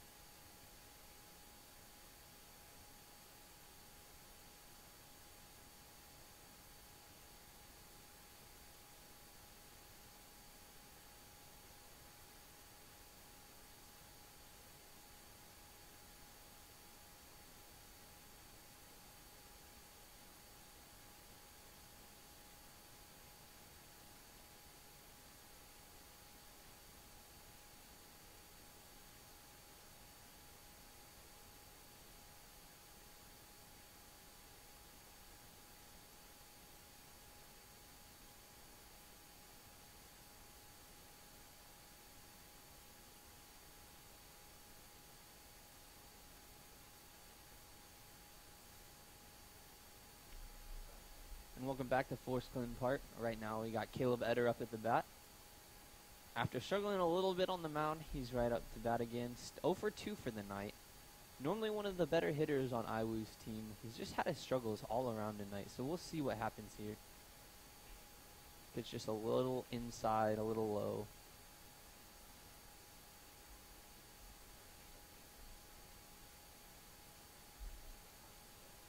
Same area, just found the corner there. It'll be interesting to see if this time IWU can get another runner around and tie up the game here. That'd be huge heading into later innings when they're going to face the Forester bullpen. Coming in tied would be way better than coming in a down a run.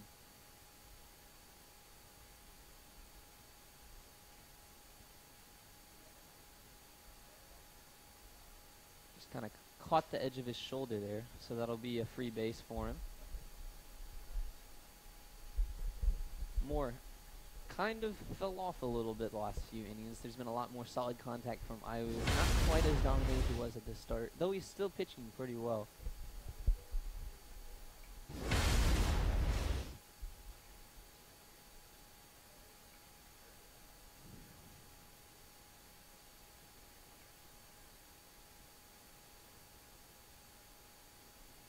See the runner on first here for the Wildcats, looking to get something with no outs here.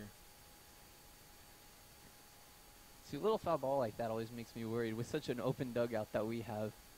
They're really nice for the batter or for the people on the bench to kind of stay engaged for the game, but there's really not a lot of protection. You just see that little fence there. And Brady West taking a big rip there. No dice though. 0-2 count, and Eder still on first base. Nice thing about him being the DH as well, Justin, is when he got subbed out for that pitching change, he does get to stay in base with his heavy bat. Yeah. Oh, just a little off the corner there. And a good pitching spot there for DJ Moore. Just a little bit off, 1-2 count. I would say if you're going to miss, that's the spot where you want to miss. Very often you're going to get that call. And high fly ball, Loskamp will make a run at it. And into the net he goes, but not able to make a play there. Great run out there, though, as that looked like it was going to get over and past the net. 1-2 count still for Brady West and the Wildcats. Yeah, this would be pretty big for Moore if he can just kind of like get this strikeout. That'll put him at a 9 for the day. He's pitched a lot, and that's one thing that we've got to start watching out in the bullpen. There's nobody there right now, but there will be soon. And we see once again another foul ball there. And West doing his best to stay alive in this at-bat for the Wildcats.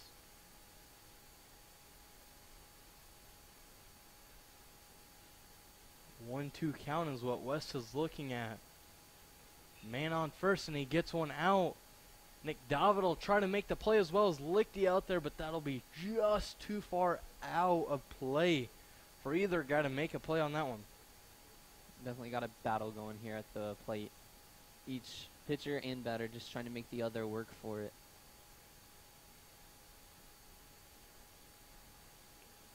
And DJ Moore's pitch count starting to run up a little bit now. He's at 82 total pitches.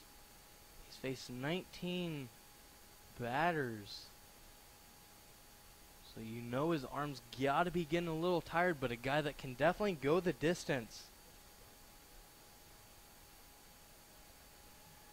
And it looks like they'll say that one hit Brady West. Huh. It must have caught his toe here, as we'll see the replay here.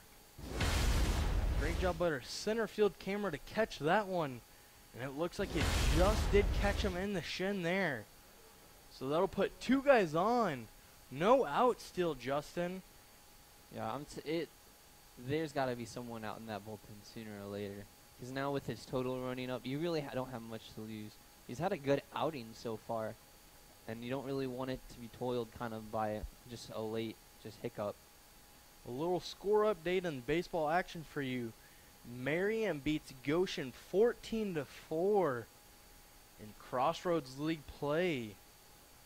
We'll try to keep you up with some other scores as this game continues on. And a big rip there by Warren, but nothing, no contact at all made. 0-1 count for DJ Moore. Looking to get something here, just trying to get an out for the Foresters. Yeah, here you got to be thinking double play, and that's what you see. The shortstop moved in, second baseman out. They're definitely looking for that double play formation. Just the ball's got to stay low in the strike zone. Anything high is very risky right now. Anything off speed is risky. You just want to throw it hard in towards the plate. And we see DJ will take a little bit of time here as he'll regroup. Looking to get Warren out here. This could be a big double play opportunity if they're able to get it. That pitch just a little bit outside. We know Warren's not going to be swinging at anything that's not close enough to the strike zone, Justin. This is, right now, IWU has a huge opportunity, like we've been talking about, to try and tie this game up before we get into the later innings. It'd be foolish to go for something that could be a double play. And keep in mind, Justin, they're only down 1 run as we see the pick play at second. And that was just about as close as you can get, I think, without not actually getting that out. Yeah, picking off second base is very hard. One, it's just an awkward spin for the pitcher, and then you have the baseman who can't just stand on the base like for first base and third base. We see that replay there, and it looked like Weaver almost got that tag down, but not in time. Great job there by DJ Moore to not give it away either. As if you were watching the replay, you did miss a strike come across. 1-2 count. See, this 1-2 count kind of opens things up. It's not, you don't have to go strictly towards the ground with a fastball to try and get the double play if you can get the strikeout. And Warden will make an attempt at that one, but nothing will happen there as he will be called out. And with 1 out now, we'll see Brady Horan into the game, into the batter's box for the Wildcats. Number 9 for DJ Moore. And DJ Moore has definitely had, his last 2 games have been against the Wildcats. I think both of them, we can make the argument for both of them have been really good games, Justin. Yeah, both have been very comparatively. I think he struck out 10 in the last one and allowed 1 run in the last one. If he escapes this first and second little situation he's got himself in, it will be. And this is where you really want to get that low ball, especially with someone with the height of Orion. And there it is. And we see that. Got it. We'll see Roser make that throw over to second. As Hanson will make the tag there, the double play won't happen. That chopper just a little bit too high there. Kamar Weaver doing a great job of being able to control that one and not going for the selfish play at second. We see here on that replay just an awkward chopper. Hanson doing a great job of controlling that and understanding he can take his foot off the bag and still tag that runner out at first. Yeah, really, really smart play. Though I will say that was probably a pretty good at bat, if I had to say so, for IWU, because now you have runners on second and third. Base hit scores a run. This is one of those huge situations. Did he balk? Is that what happened? And it looked like DJ Moore balked there, so he will load the bases up. And with 2 outs now, Justin, that makes an out at any base here. Or was that an intentional walk? Or it was intentional walk, I think. And we'll see Coach Flick come out to the mound for the Foresters. We'll just talk to DJ and kind of tell him, you got to think here. He's like, guys, we got to get a low pitch here. An easy out here is what the Foresters need. Nothing high and fly. And yeah, that was an intentional walk. If it was a balk, the runners on second and third would have been able to advance. But smart choice. Now they have a force out everywhere, but runners also have to go. So this is a big moment right here in the 6th inning to see who can really control the momentum of this game. And in the batter's box is number 11, Stephen Busby. Busby flied out to center his last time and struck out swinging his first time way back in the 2nd inning. Busby does have 3 home runs on the year, so he's got the power. That would be devastating for the Foresters to give up a grand slam right here. DJ Moore will get a nice strike there, low. And Busby not liking that one. 1-1 count, 2 outs, and any out here gets the Foresters out of this jam, and we saw DJ Moore do it before. See if he can get something dialed up and doing it again. And that one just a little bit too far outside. See, the Foresters kind of playing shallow. Clark not too far out in center field. McDavitt playing a little bit up in left field as well. Ooh, just a little high.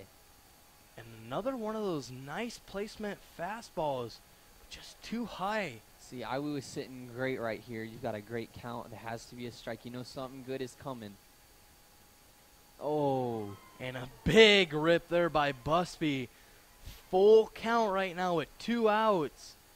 And this is the payoff pitch right here if you're DJ Moore. It's just who can keep their cool in this situation. Is it going to be Moore or is it going to be Busby? this is huge right here. Runners going, and that'll be a foul ball there. DJ Moore not really panicking too much. We haven't seen any of his pitches really too far outside of the strike zone, Justin. And he looks really calm on there out on the mound right now. Just got to get that strike right through the catcher. We know he does really well in these high-pressure situations. Looking if he can get something once again here. Full count, 2 outs. Here we go. And another foul ball. Man, this anticipation, Justin, I don't know about you, but I'm just ready to see what happens. This is huge. I can feel my heartbeat kind of getting a little bit bigger as I'm waiting for Moore to get a big strikeout here. Maybe a fly ball, a grounder, just something to get the Foresters out of this jam. And that'll be out to center field. Oh. And Weaver can't make the diving attempt there, as we'll see 2 runs come across the plate. And that's not what you want to see if you're a fan of the Foresters, but the Wildcats are sitting pretty right now. So we'll take a look back at that. Busby doing a great job of getting his bat on that. We saw Weaver make that diving attempt, but just not close enough. See, it's something interesting if you look at it, because they shifted them out for that situation so that they'd have like the maximum coverage equally. But if they had pinched up a little bit more, I mean, that would have just been an easy fly ball. Yeah, normally we see Weaver play a little bit closer to the second base, but like you mentioned, just out a little bit there. And DJ coming back with the heat right there on that pitch. That was a ball, though. 0-1 count. Kind of surprised he showed bunt there. You'd think that since it's a runner on second with 2 outs, you just want to try and go for a hit and try and bring him home instead of... Because a bunt's not going to bring your runner home. It's just going to maybe get you on base. And we'll see that one will trickle foul there. I would say if that had stayed fair, they would have got the base hit. And Lichty doing the smart job of just kind of letting that trail out a little bit there. Not allowing it to stay fair. It's number 7, Eric Wentz in the box for the Wildcats. Wentz has flied to second and singled to right. So we'll see if he can get something maybe in center field this time. You know, Clark's got some amazing speed out there, though. Runners on first and second. And make that a foul ball right back to the cage. So let's see now if he can get out of this with one more strikeout. Kind of leave on a good note. And Wentz is the number 8 hitter. So you got to think you're not expecting too much from him, but in this situation, you need a lot from him. Yeah, and this right here will be the 100th pitch that Moore throws. So his total for most people is about up. So we probably won't be seeing him again after this inning. And we'll see Wentz has a 1-2 count. 2 outs though, but we saw the Foresters not able to get out of that jam as Busby was able to get on base. Oh. And that one out to right field. This time Adrian Perez will look to track it down, and we'll see some Wildcats come across the plate here. Make that Johnson come across. We'll see Busby make the run here, and no throw attempt, as that'll be a double for Wentz, as we'll see the replay on this one. Doing a great job of putting that out to right field. Perez trying to track that one down, but just can't get out there. They didn't do it as pretty as a grand slam, but every runner since that little pickle we had there with the full count, every one of those 4 ended up coming home. And we still don't see anybody in the pitchers. The bullpen. And the bullpen, excuse me, for the Foresters. As we see that one fouled off. And here's the big change you can see between earlier in the game and now. You can tell he's getting tired because they're just getting solid contact. Even some of these they're fouling off, they're definitely right on track with him. And keep in mind, DJ Moore's had a great game up to this point, has 9 strikeouts. Did a lot of work early in the game. But here in these last 2 innings, Seen 5 runs come across the plate as we see another strike there. 0-2 count for Sterling Smith. And now we will see the bullpen. It's full with a couple pitchers out there. Yeah. Something to be said, he's still throwing very accurate. Just the big difference is instead of missing outside, well, there he missed outside. But instead of missing outside of the strike zone, what he's doing is he's bringing it more in, which makes it easier for these batters to get solid contact on. And we saw Wentz make that run over to third there. Really didn't have to run too hard as Wilskamp wasn't able to get to that one. That one just low and inside, excuse me. Now with that runner on third, 2 outs, Foresters feel like they've been in this one forever as Nick David will make the play out there in left field. As he does, 4 runs come across for the Wildcats. 5-2 they lead.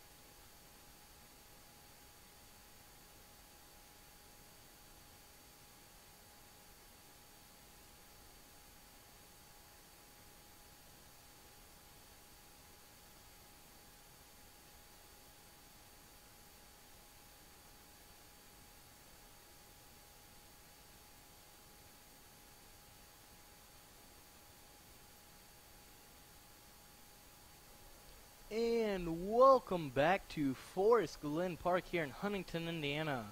Your Huntington University Foresters taking on the Indiana Wesleyan Wildcats. We saw the Wildcats in that last half inning get 4 runs to come across the plate. They took the lead as well. We saw a lot of momentum shift there in that half of the inning. DJ Moore was in a bases loaded jam and it looked like he had a 3-2 count that was going to get him out of it, but not able to get all of it there. As we see Nick Davitt now at bat for the Foresters. Davitt looking at a 2-1 count. Been quiet on the day, has no hits, but does have a walk and struck out his last time in the 3rd inning.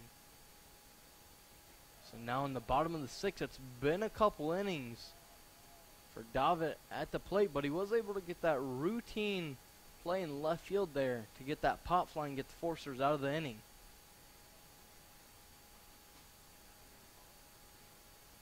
And Davitt there taking a big swing. Make that a 3-2 count.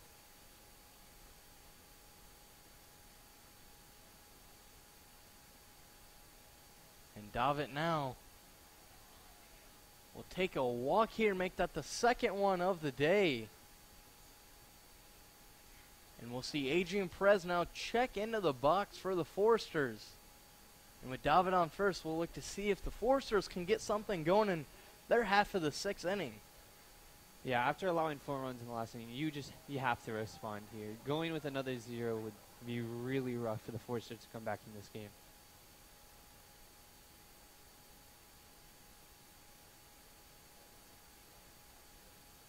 Oh, and we'll see a pitch way inside there. And remember, Perez was hit last time.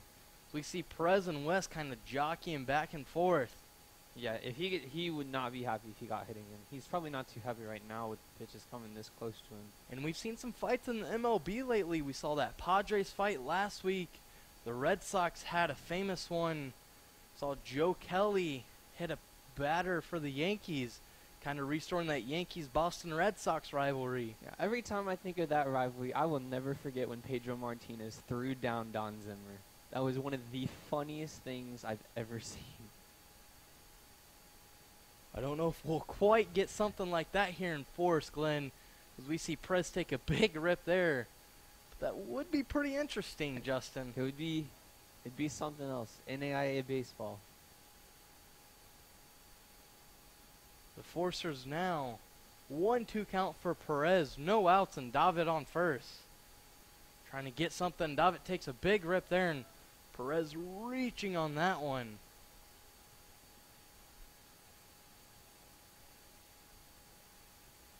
Yeah, Perez definitely has that kind of like Andrew McCutcheon kind of stance, where he's definitely like there to make contact, but he's not afraid to show off the power he has.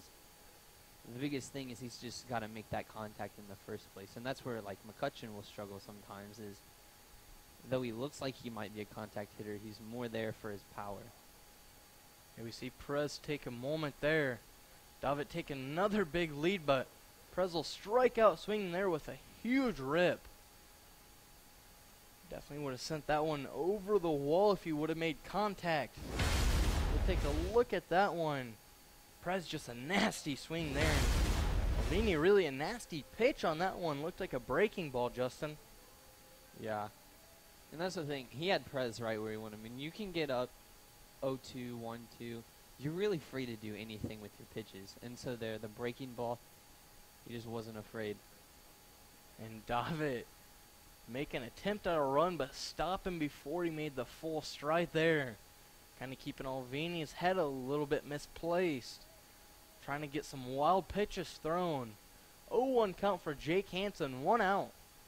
Yeah, the Forcers need a big hit here. And that's probably kind of what he's thinking. Just let him, maybe not make a mistake quite like a pass ball. Just get one of those right across the middle where they can really tee one up. And we see an inside pitcher there to Hansen called a strike. Make that 0-2 now. And Hansen looking to get something now, batting 184. Yeah, he's Fouled out last time to the catcher and struck out swinging his first time up. He's struggling right now.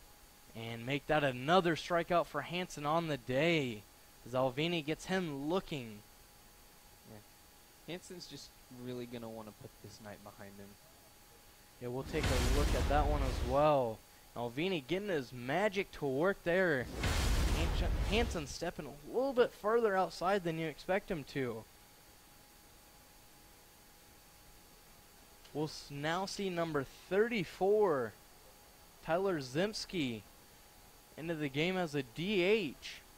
We had Matt Kuntz previously in that role, but Zemski right now, Kuntz wasn't too hot. So we'll see if Zemski can get something going with a man on first and 2 outs for your Forsters. Something a little interesting here. Now, Alvini, assuming he gets this out here, if he gets this out here, he will have done the same amount of innings as Eder did with about half the pitches he did. And we'll see David run out to second, and he'll be able to get in. Johnson not able to get that tag down. Great run there by David. Yeah, and now you got that runner in scoring position. Base hit will score a run, and that would they just need to start chipping at that lead Iwu has. Whether it's one, that is huge right now. And we see on that replay there, David took a huge lead there. Really none of the Wildcats paid attention to him. West not able to control that as we'll see the outfield shift to the left a little bit. We got the center fielder definitely cheating to the left. Big gap there in right center. If Zemski can get something over the second baseman. 1-1 count, 2 outs. And a big rip there for Zemski, but no contact made.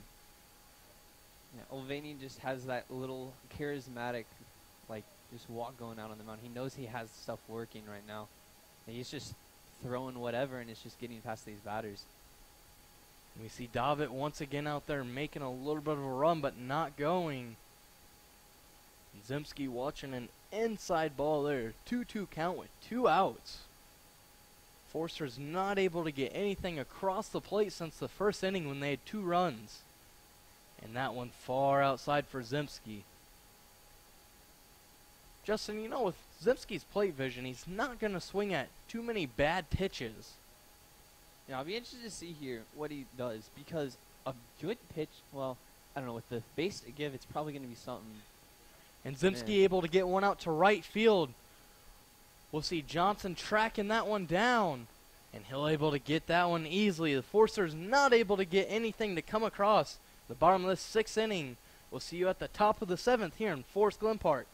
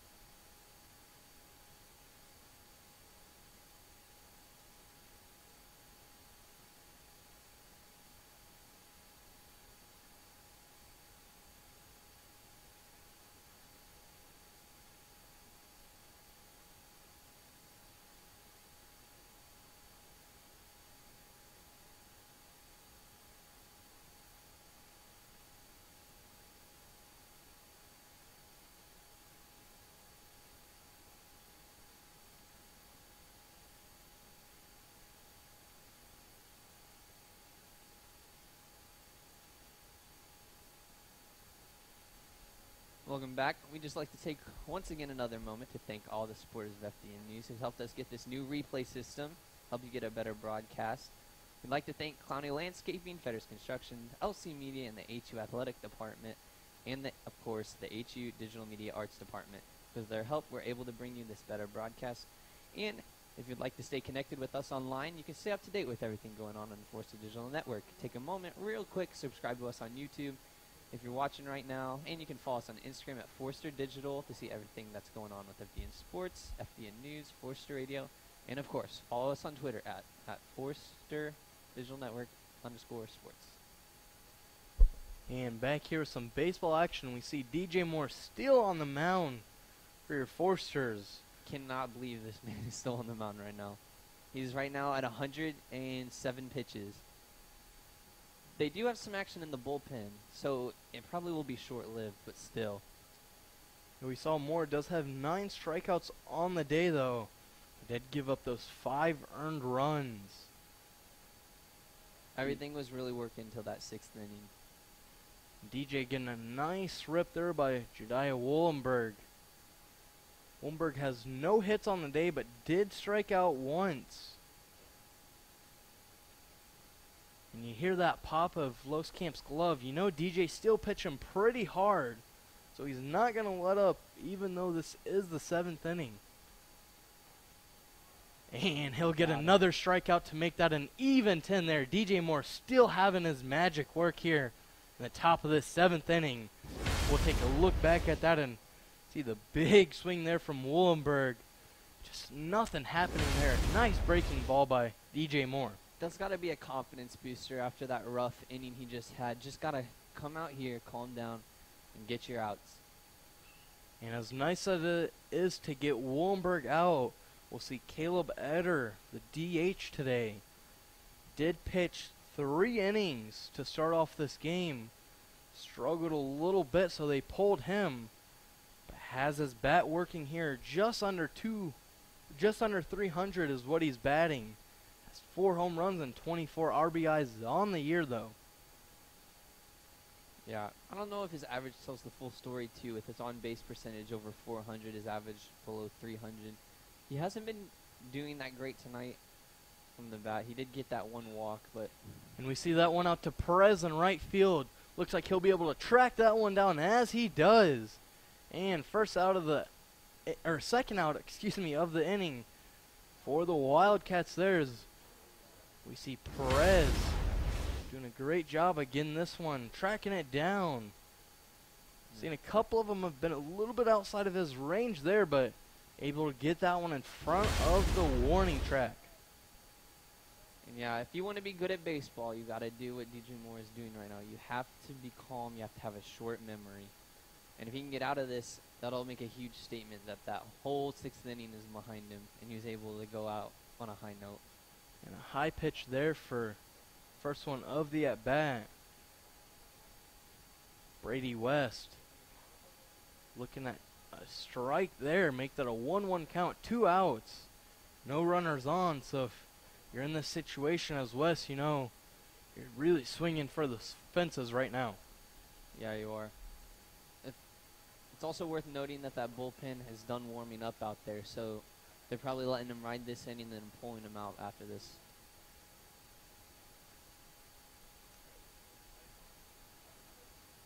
And West now looking at a 1-2. DJ Moore will get another strikeout, make that 11 on the day there. And on a high note.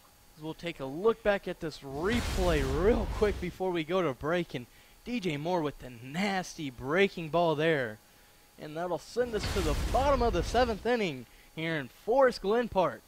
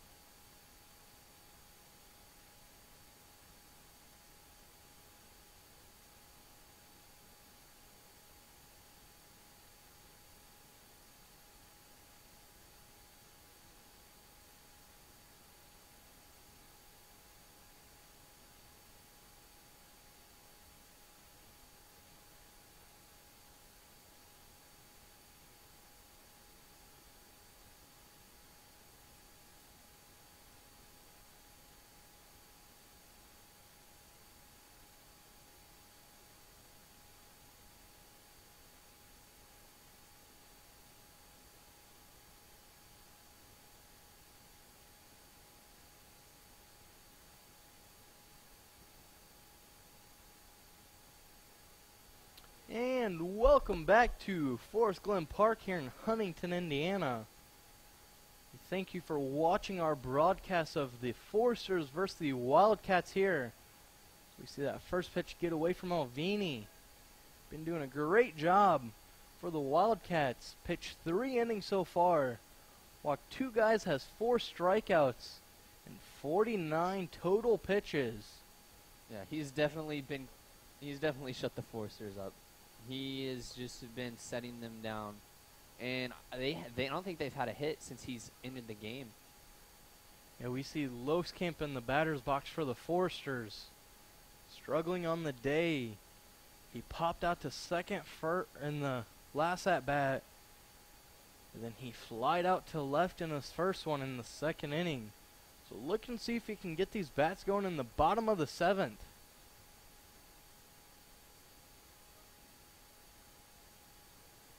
And that's an inside pitch there from Alvini. We saw both Alvini and Elder kind of struggling with those inside pitches, not getting many strikes called on those. It is interesting because Alvini hasn't thrown many strikes compared to the success he's had with getting runners out. It's just that right now the Foresters aren't playing with their heads when it comes to the batter's box. And Loskamp now looking at a 2-2 count with Donovan Clark up on deck. Seeing if Loskamp can get on base somehow here as he takes a big rip over. That'll be third baseman Woolenberg, and he'll make a good play there. It looked like he might lose that one a little bit, Justin, but sure hands there from him. Yeah, it can be tricky in the lights that they're playing in right now. I can remember back in Little League when I played, just losing constant balls in the lights. And I can't imagine something that's hit that high, tracking it for that long. Yeah, we see the Foresters' bats have really been quiet for the most part since that first inning when they got those 2 runs to come across. They've had a bases loaded jam once, but no runs came across with it. Do have 4 hits on the day, but that 1 error as well. Yeah, ever since that, ever since Iwu got out of that bases loaded jam, it's been all Iwu here. They've just been dealing on every end so far. And we see a strike called there, first pitch strike. Once again, Donovan Clark.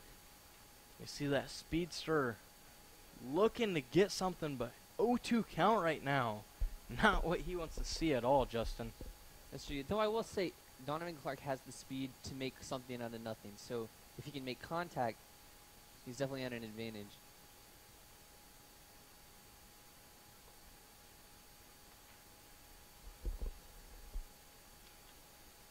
And right now, a 1-2 count with 1 out. And Clark will get that one fouled off. Stay alive in this at-bat. Yeah.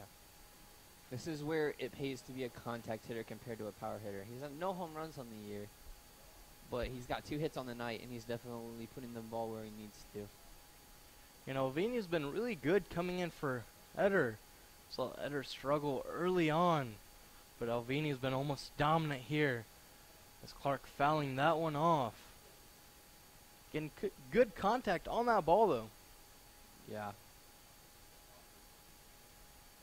And if the Foresters, if they've got to make a move, it's going to be Donovan Clark who sparks it. He was sparking them all of this game so far. Let's see if he can do it here.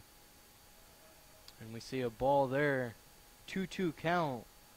Clark does have 2 hits. It was one of those runs to come across early on. You know, the Foresters in this bottom half of the 7th are looking for something as he gets a chopper out to second base. And Johnson will make that one look almost too easy.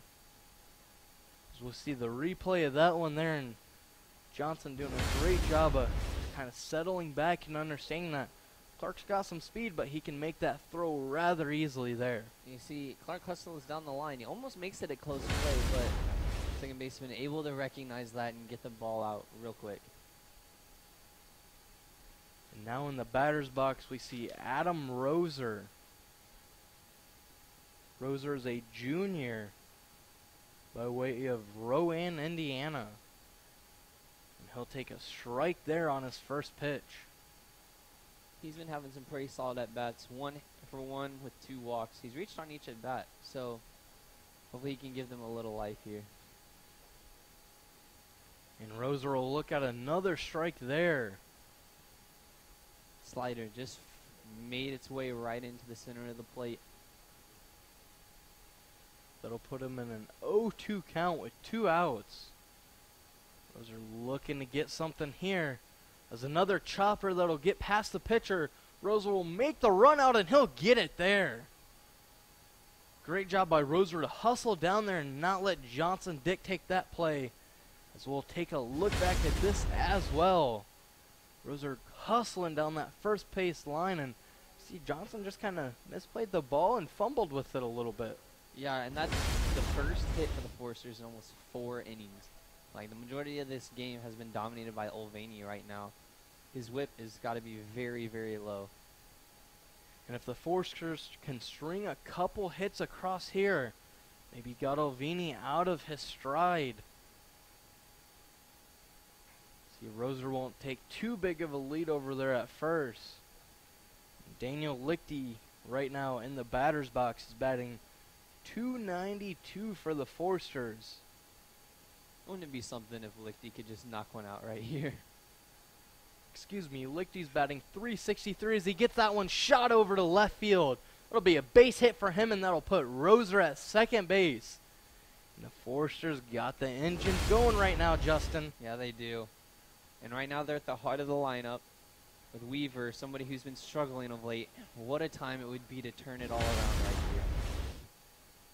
And Weaver's a guy we know as a senior can get something going.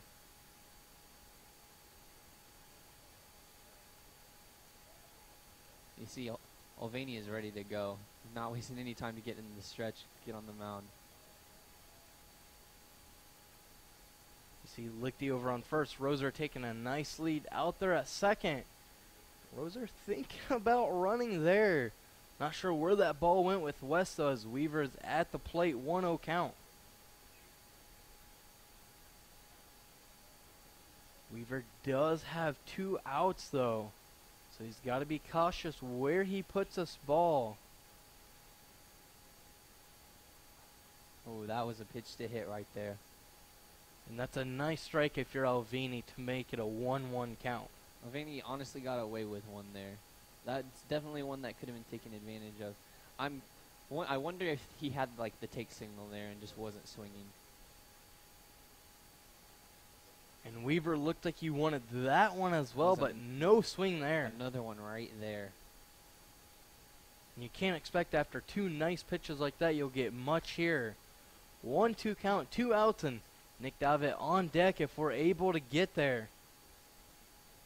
And Roser, they'll get him out there, as we'll see the Wildcats bats in the next half inning here on Forest Glen Park.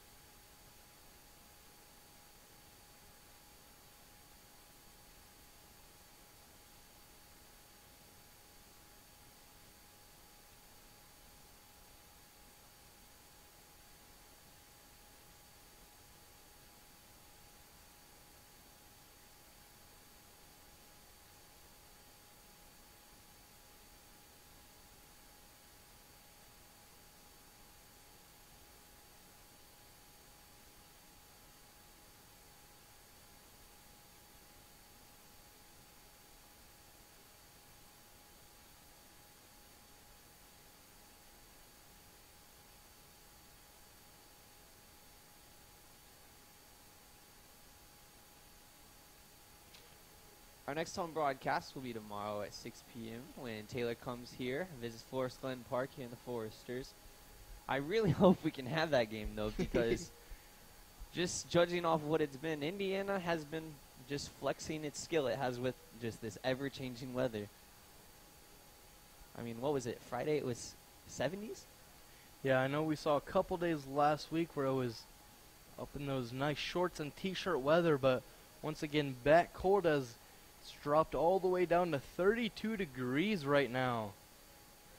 So if you're wearing shorts and a t-shirt, you won't catch me in that, Justin. I mean, I ran in a shorts and a t-shirt today, but maybe not the wisest decision. And we'd like to give a shout out right now to the track team as they compete at the Indiana Wesleyan Little State Championships this Friday and Saturday. We'll see a lot of guys compete, Justin, and a lot of teams as well, so we'll see some good competition as we have conference coming up. I know you're a distance runner, so what are you looking for this weekend up at Indiana Wesleyan? I'm excited to run the 5K a little bit. Part of me is I'm not really looking forward to the 12 laps, but I'd like to PR. I've never been under 18:30. Coach says I can go 17:10, so here we go. I'm not sure if I could run half of that 12 laps and still keep up with you. Back here at baseball, though, we have Andrew McCutcheon on the mound for the Foresters. That's number 23, Alex McCutcheon, excuse me. McCutcheon from right here in Huntington, Indiana. Is a transfer from Vincent's Community College. We'll see McCutcheon, a 2-1 count right now to number 9, Jordan Warden. And Warden's been a guy that's gave the Foresters some trouble all night. Yeah, I'll be interested to see now with the McCutcheon's in, different pitcher, after they started adjusting to what Moore did in the middle innings. I wonder if this is either they're gonna build off the momentum they had in those middle innings, or if this is gonna send them back to square one where they're just blindsided by a new pitcher. And here in the top of the 8th inning, we've seen McCutcheon go the distance before coming in relief. You got to think right now he's got some extra in the tank as he's trying to get something for the Forsters. They're down 5-2 right now.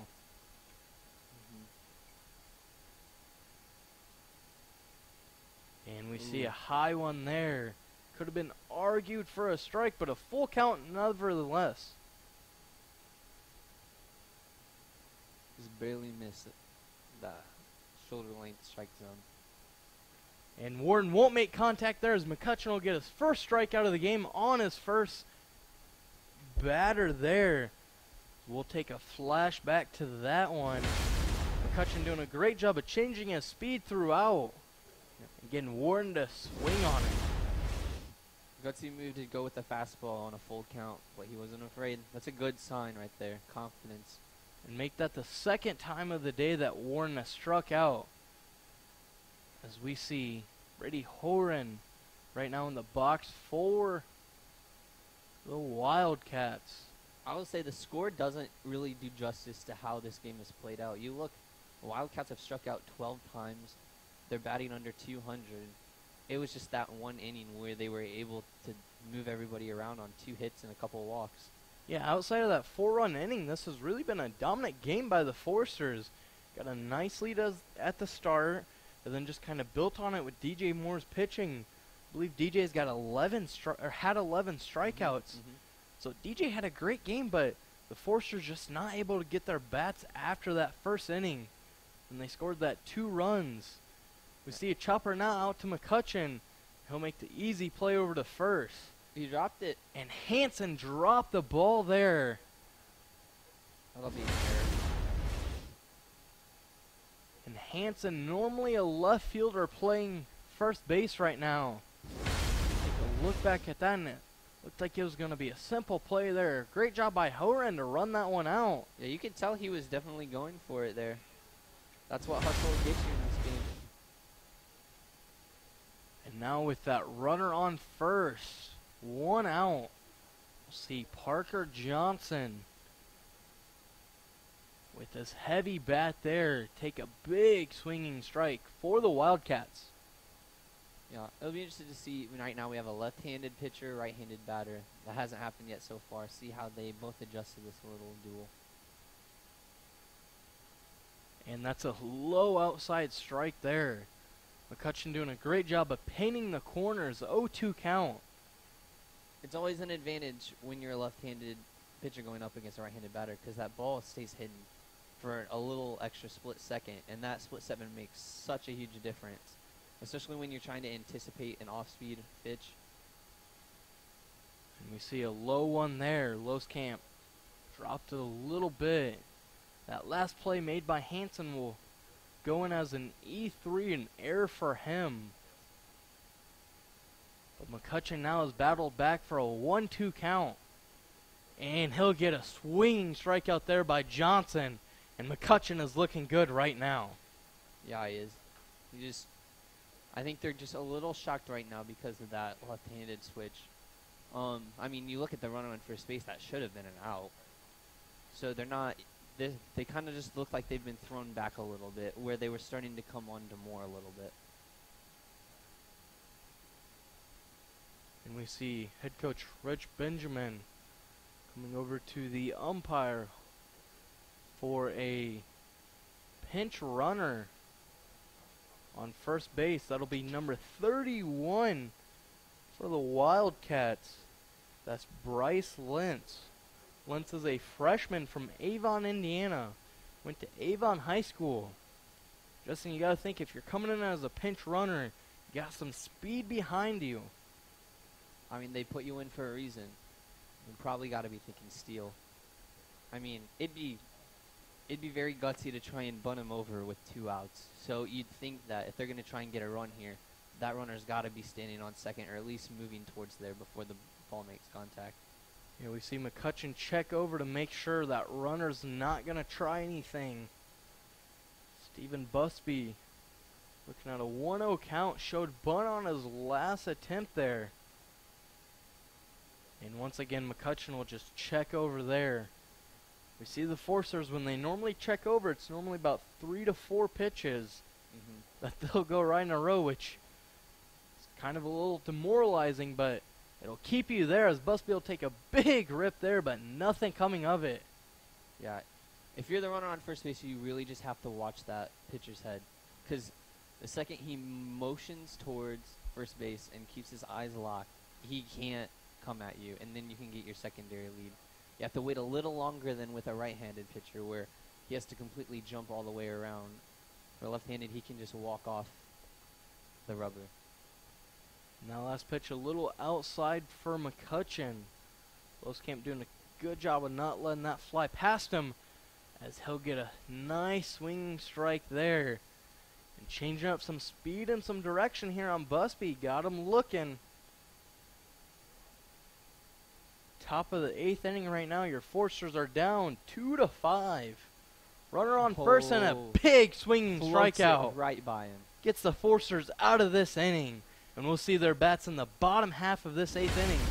First, we'll look at that nasty strikeout. We saw McCutcheon doing great work there. Looking right past him. And we'll be back for some more baseball.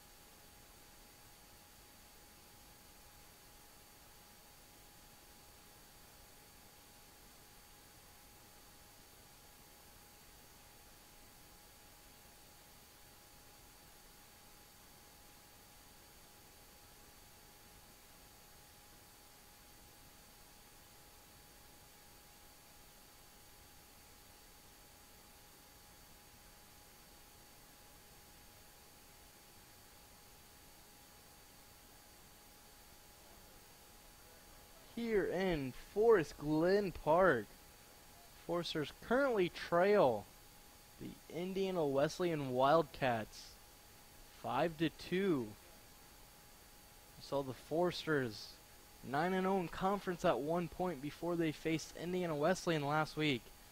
Lost 1-0. Then earlier in this doubleheader action, lost the first game 5-4. Forcers battled out on that one. Not able to get it going though. Right now down 5-2, Justin. It seems like these Wildcats have kind of been the Achilles heel right now for the Forsters. I just think part of it's that mental block, that rivalry that we have with IWU as Forsters. It's just one of those things that's so hard to mentally hold on to a lead when you're going up against somebody you want to beat so badly. And we see Nick Davitt there taking a swinging strikeout. Big rip from him there. We'll look back at this replay and see Davitt a little bit out of the zone there, trying to do something with it. Now we'll see Adrian Perez try to get something for the Forcers in the bottom half of this 8th inning. As he does, he'll get a high fly ball out to right field. That'll be easily caught out there by Stephen Busby. And Perez will be down for the second out of the inning for the Forsters. 2 up, 2 down so far. Mulvaney still has his stuff working out on that mound. Now he's creeping towards 75 mark with his total pitch count. He's now gone further than Eater did when he started off. He's just really had his stuff going, especially in the last few innings for Mulvaney. Towards the beginning of when he stepped on the mound, it was kind of split between balls and strikes, but recently he's just been chucking them right across the plate. And Hansen now in the at-bat, looking to get something going here. He's kind of struggled on the day. We saw him get that error last inning. Just not able to get anything at the plate. has 2 strikeouts on the day. Trying not to make it a hat trick for him, but Alvini's been doing great on the mound so far, Justin. Yeah, he has.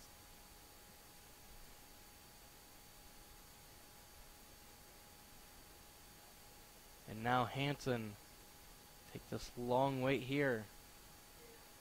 And another inside pitch called for a strike on that one. Breaking ball just really fooled him. Had that slider go towards the batter, but then break in at the last second. Hanson looking at 2 outs here and takes a big rip. No dice though, 2-2 count. And yeah, if you're the Foresters, just a strikeout here would be so much of a big blow. Have to go into the 9th knowing you'll be down by at least 3 runs.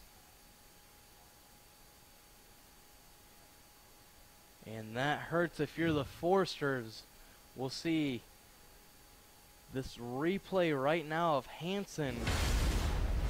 And just not a good day for him. Just a swinging strikeout there, and we'll see if the Foresters can keep any more runs off the board here as we come back to some more baseball action in the top of the 9th inning.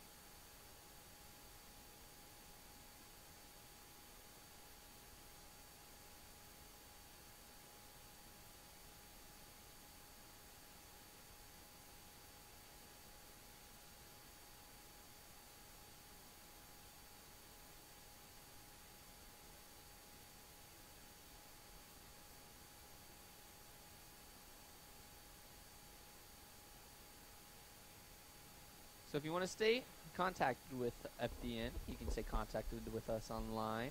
So on Forster Digital Network, take a moment real quick and subscribe on YouTube if you're watching right now so you can stay up to date with every home broadcast. You can follow us on Instagram at Forster Digital, see everything going on with FDN Sports, FDN News, and Forster Radio.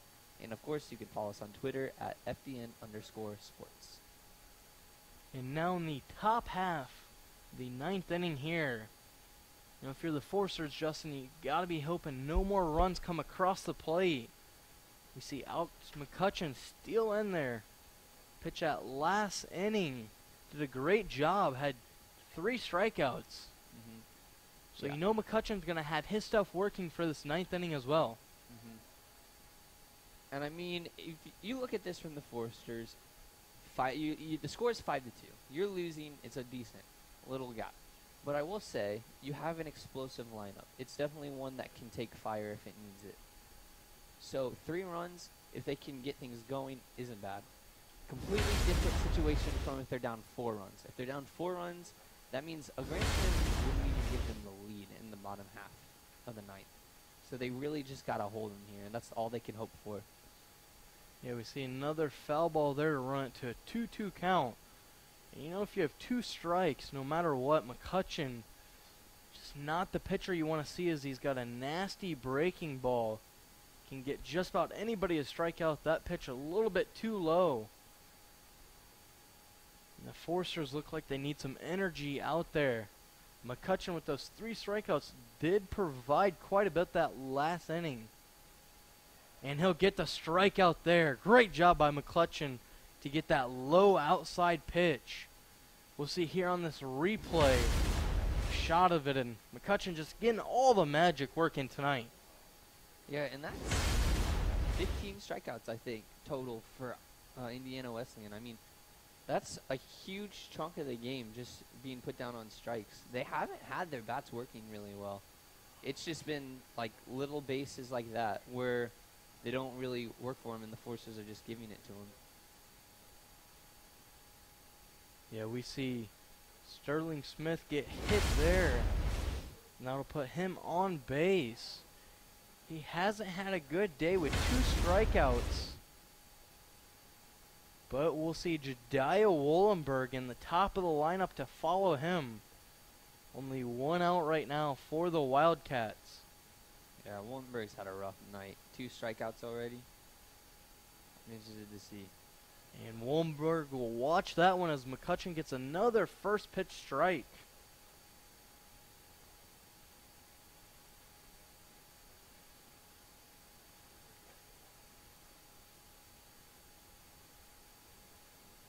And McCutcheon checking over to first base. Yeah, you can't let that runner get into your head right now. You just got to focus on the batter and get these outs. And that one back to McCutcheon. He'll make the easy play over to first. Looked like he might try for second. We're going with that safe play at first. That'll be 2 outs for the Wildcats.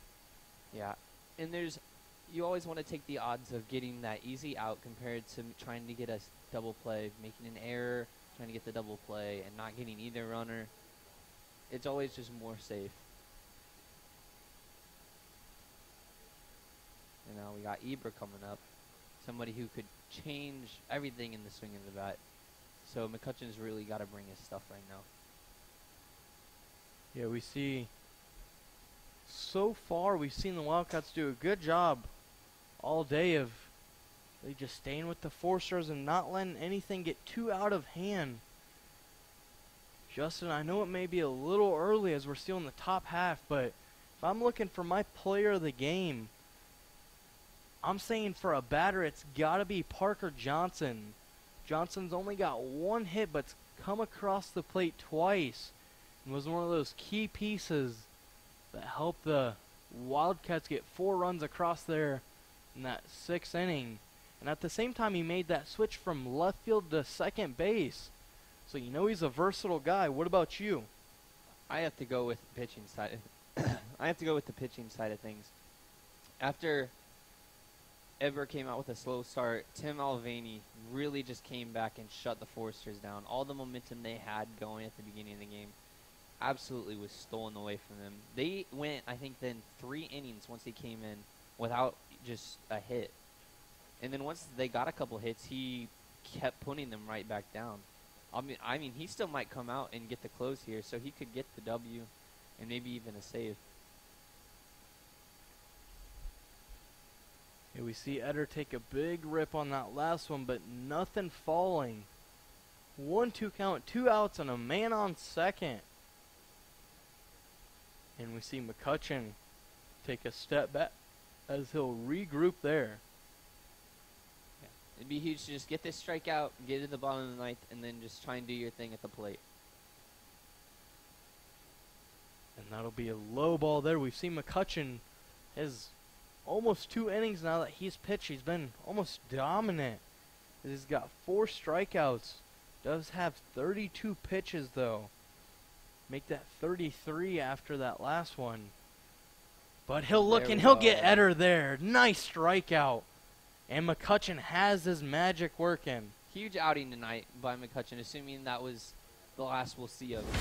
And we'll look at that replay before we go to break there. McCutcheon just a nasty breaking ball, and Eder had nothing he could do about it.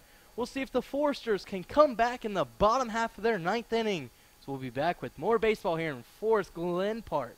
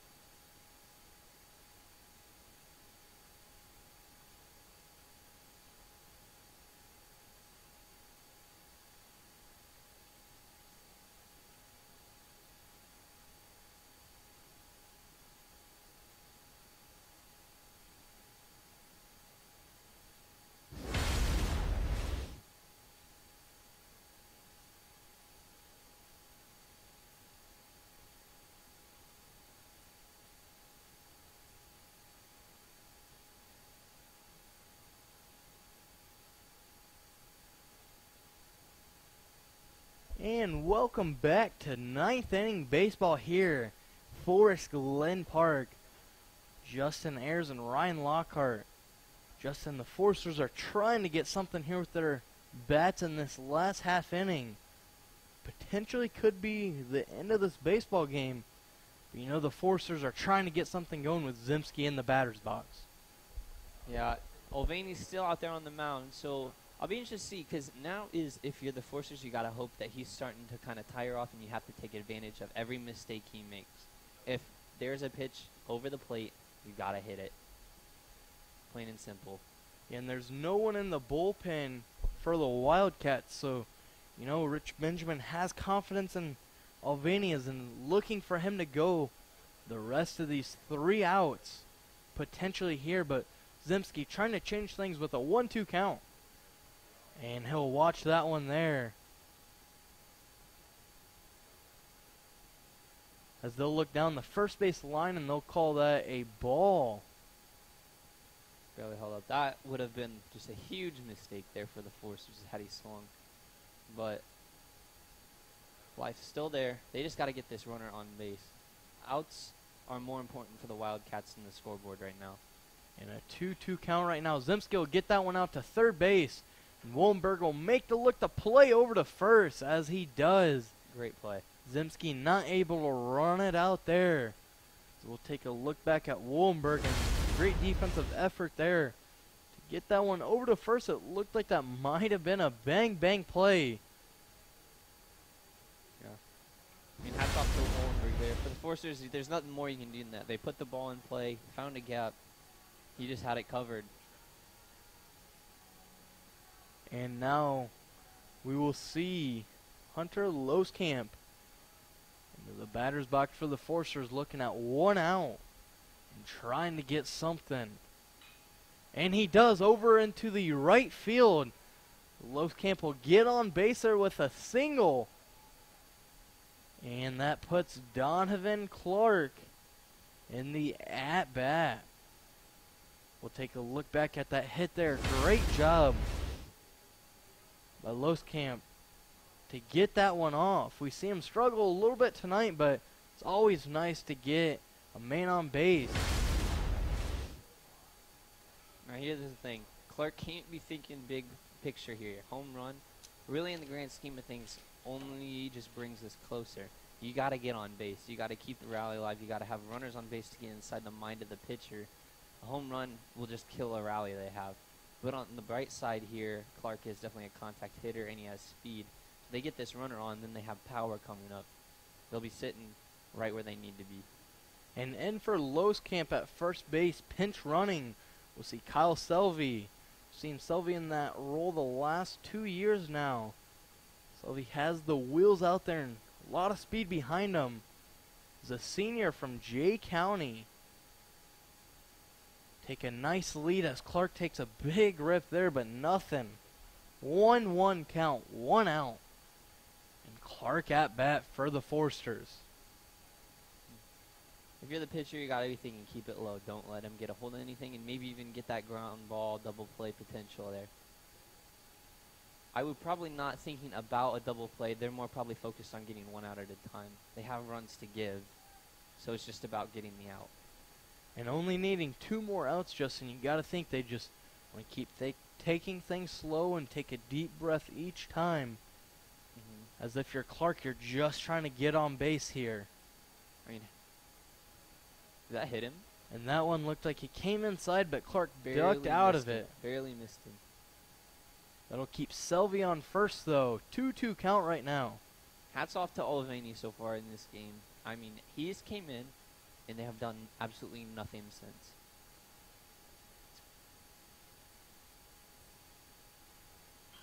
And Clark will get that one chopped out to second base there.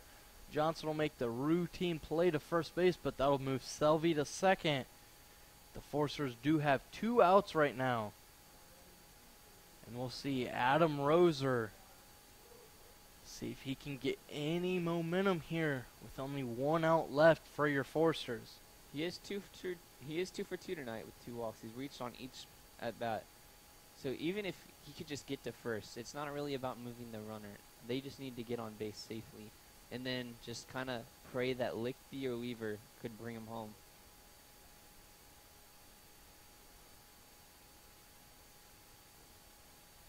And Roser will watch that in for a first pitch strike there.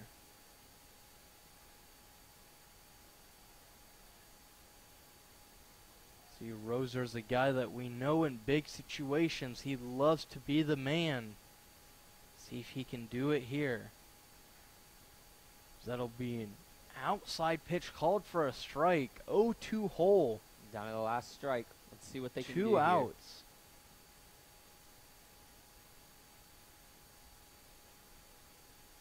And Alvini will take his time on the mound now. Trying to ice the batter.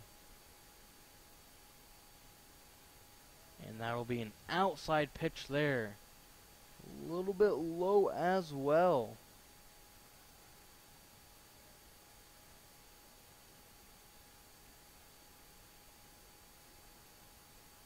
See, it sounds like the whole baseball park is just quiet as they're waiting for this pitch to come in. And Roser will get that one up the middle. It's going to be a close play. And it looks like Warden will get that out there, and that'll be an out, the final one of the game. 5-2, the Indiana Wesleyan Wildcats win the game. And we'll see the replay of that last out there. So we see Roser got some contact up the middle, but Warden doing a good job of running over there and getting that out. I would take both today. And we'll take a quick commercial here and come back with some post-game stats as well. So a little bit of a post-game show. We'll be back here in Forest Glen Park.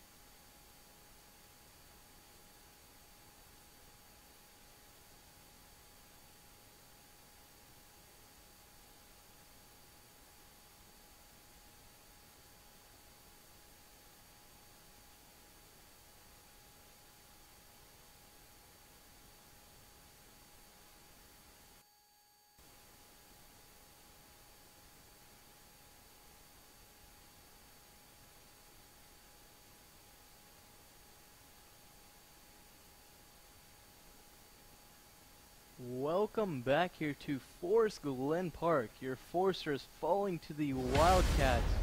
2-5 here. Player of the game, we both would like to nominate Tim Alvini. Alvini pitched 6 innings, coming in for relief for Eder. Only allowed 3 hits, walked 2 guys, and had 7 strikeouts. did have 95 pitches. Did a great job there. Absolutely shut down the Foresters lineup. And it's a pretty good Foresters lineup on the offensive side that he shut down. He just had everything working, and it wasn't the same thing.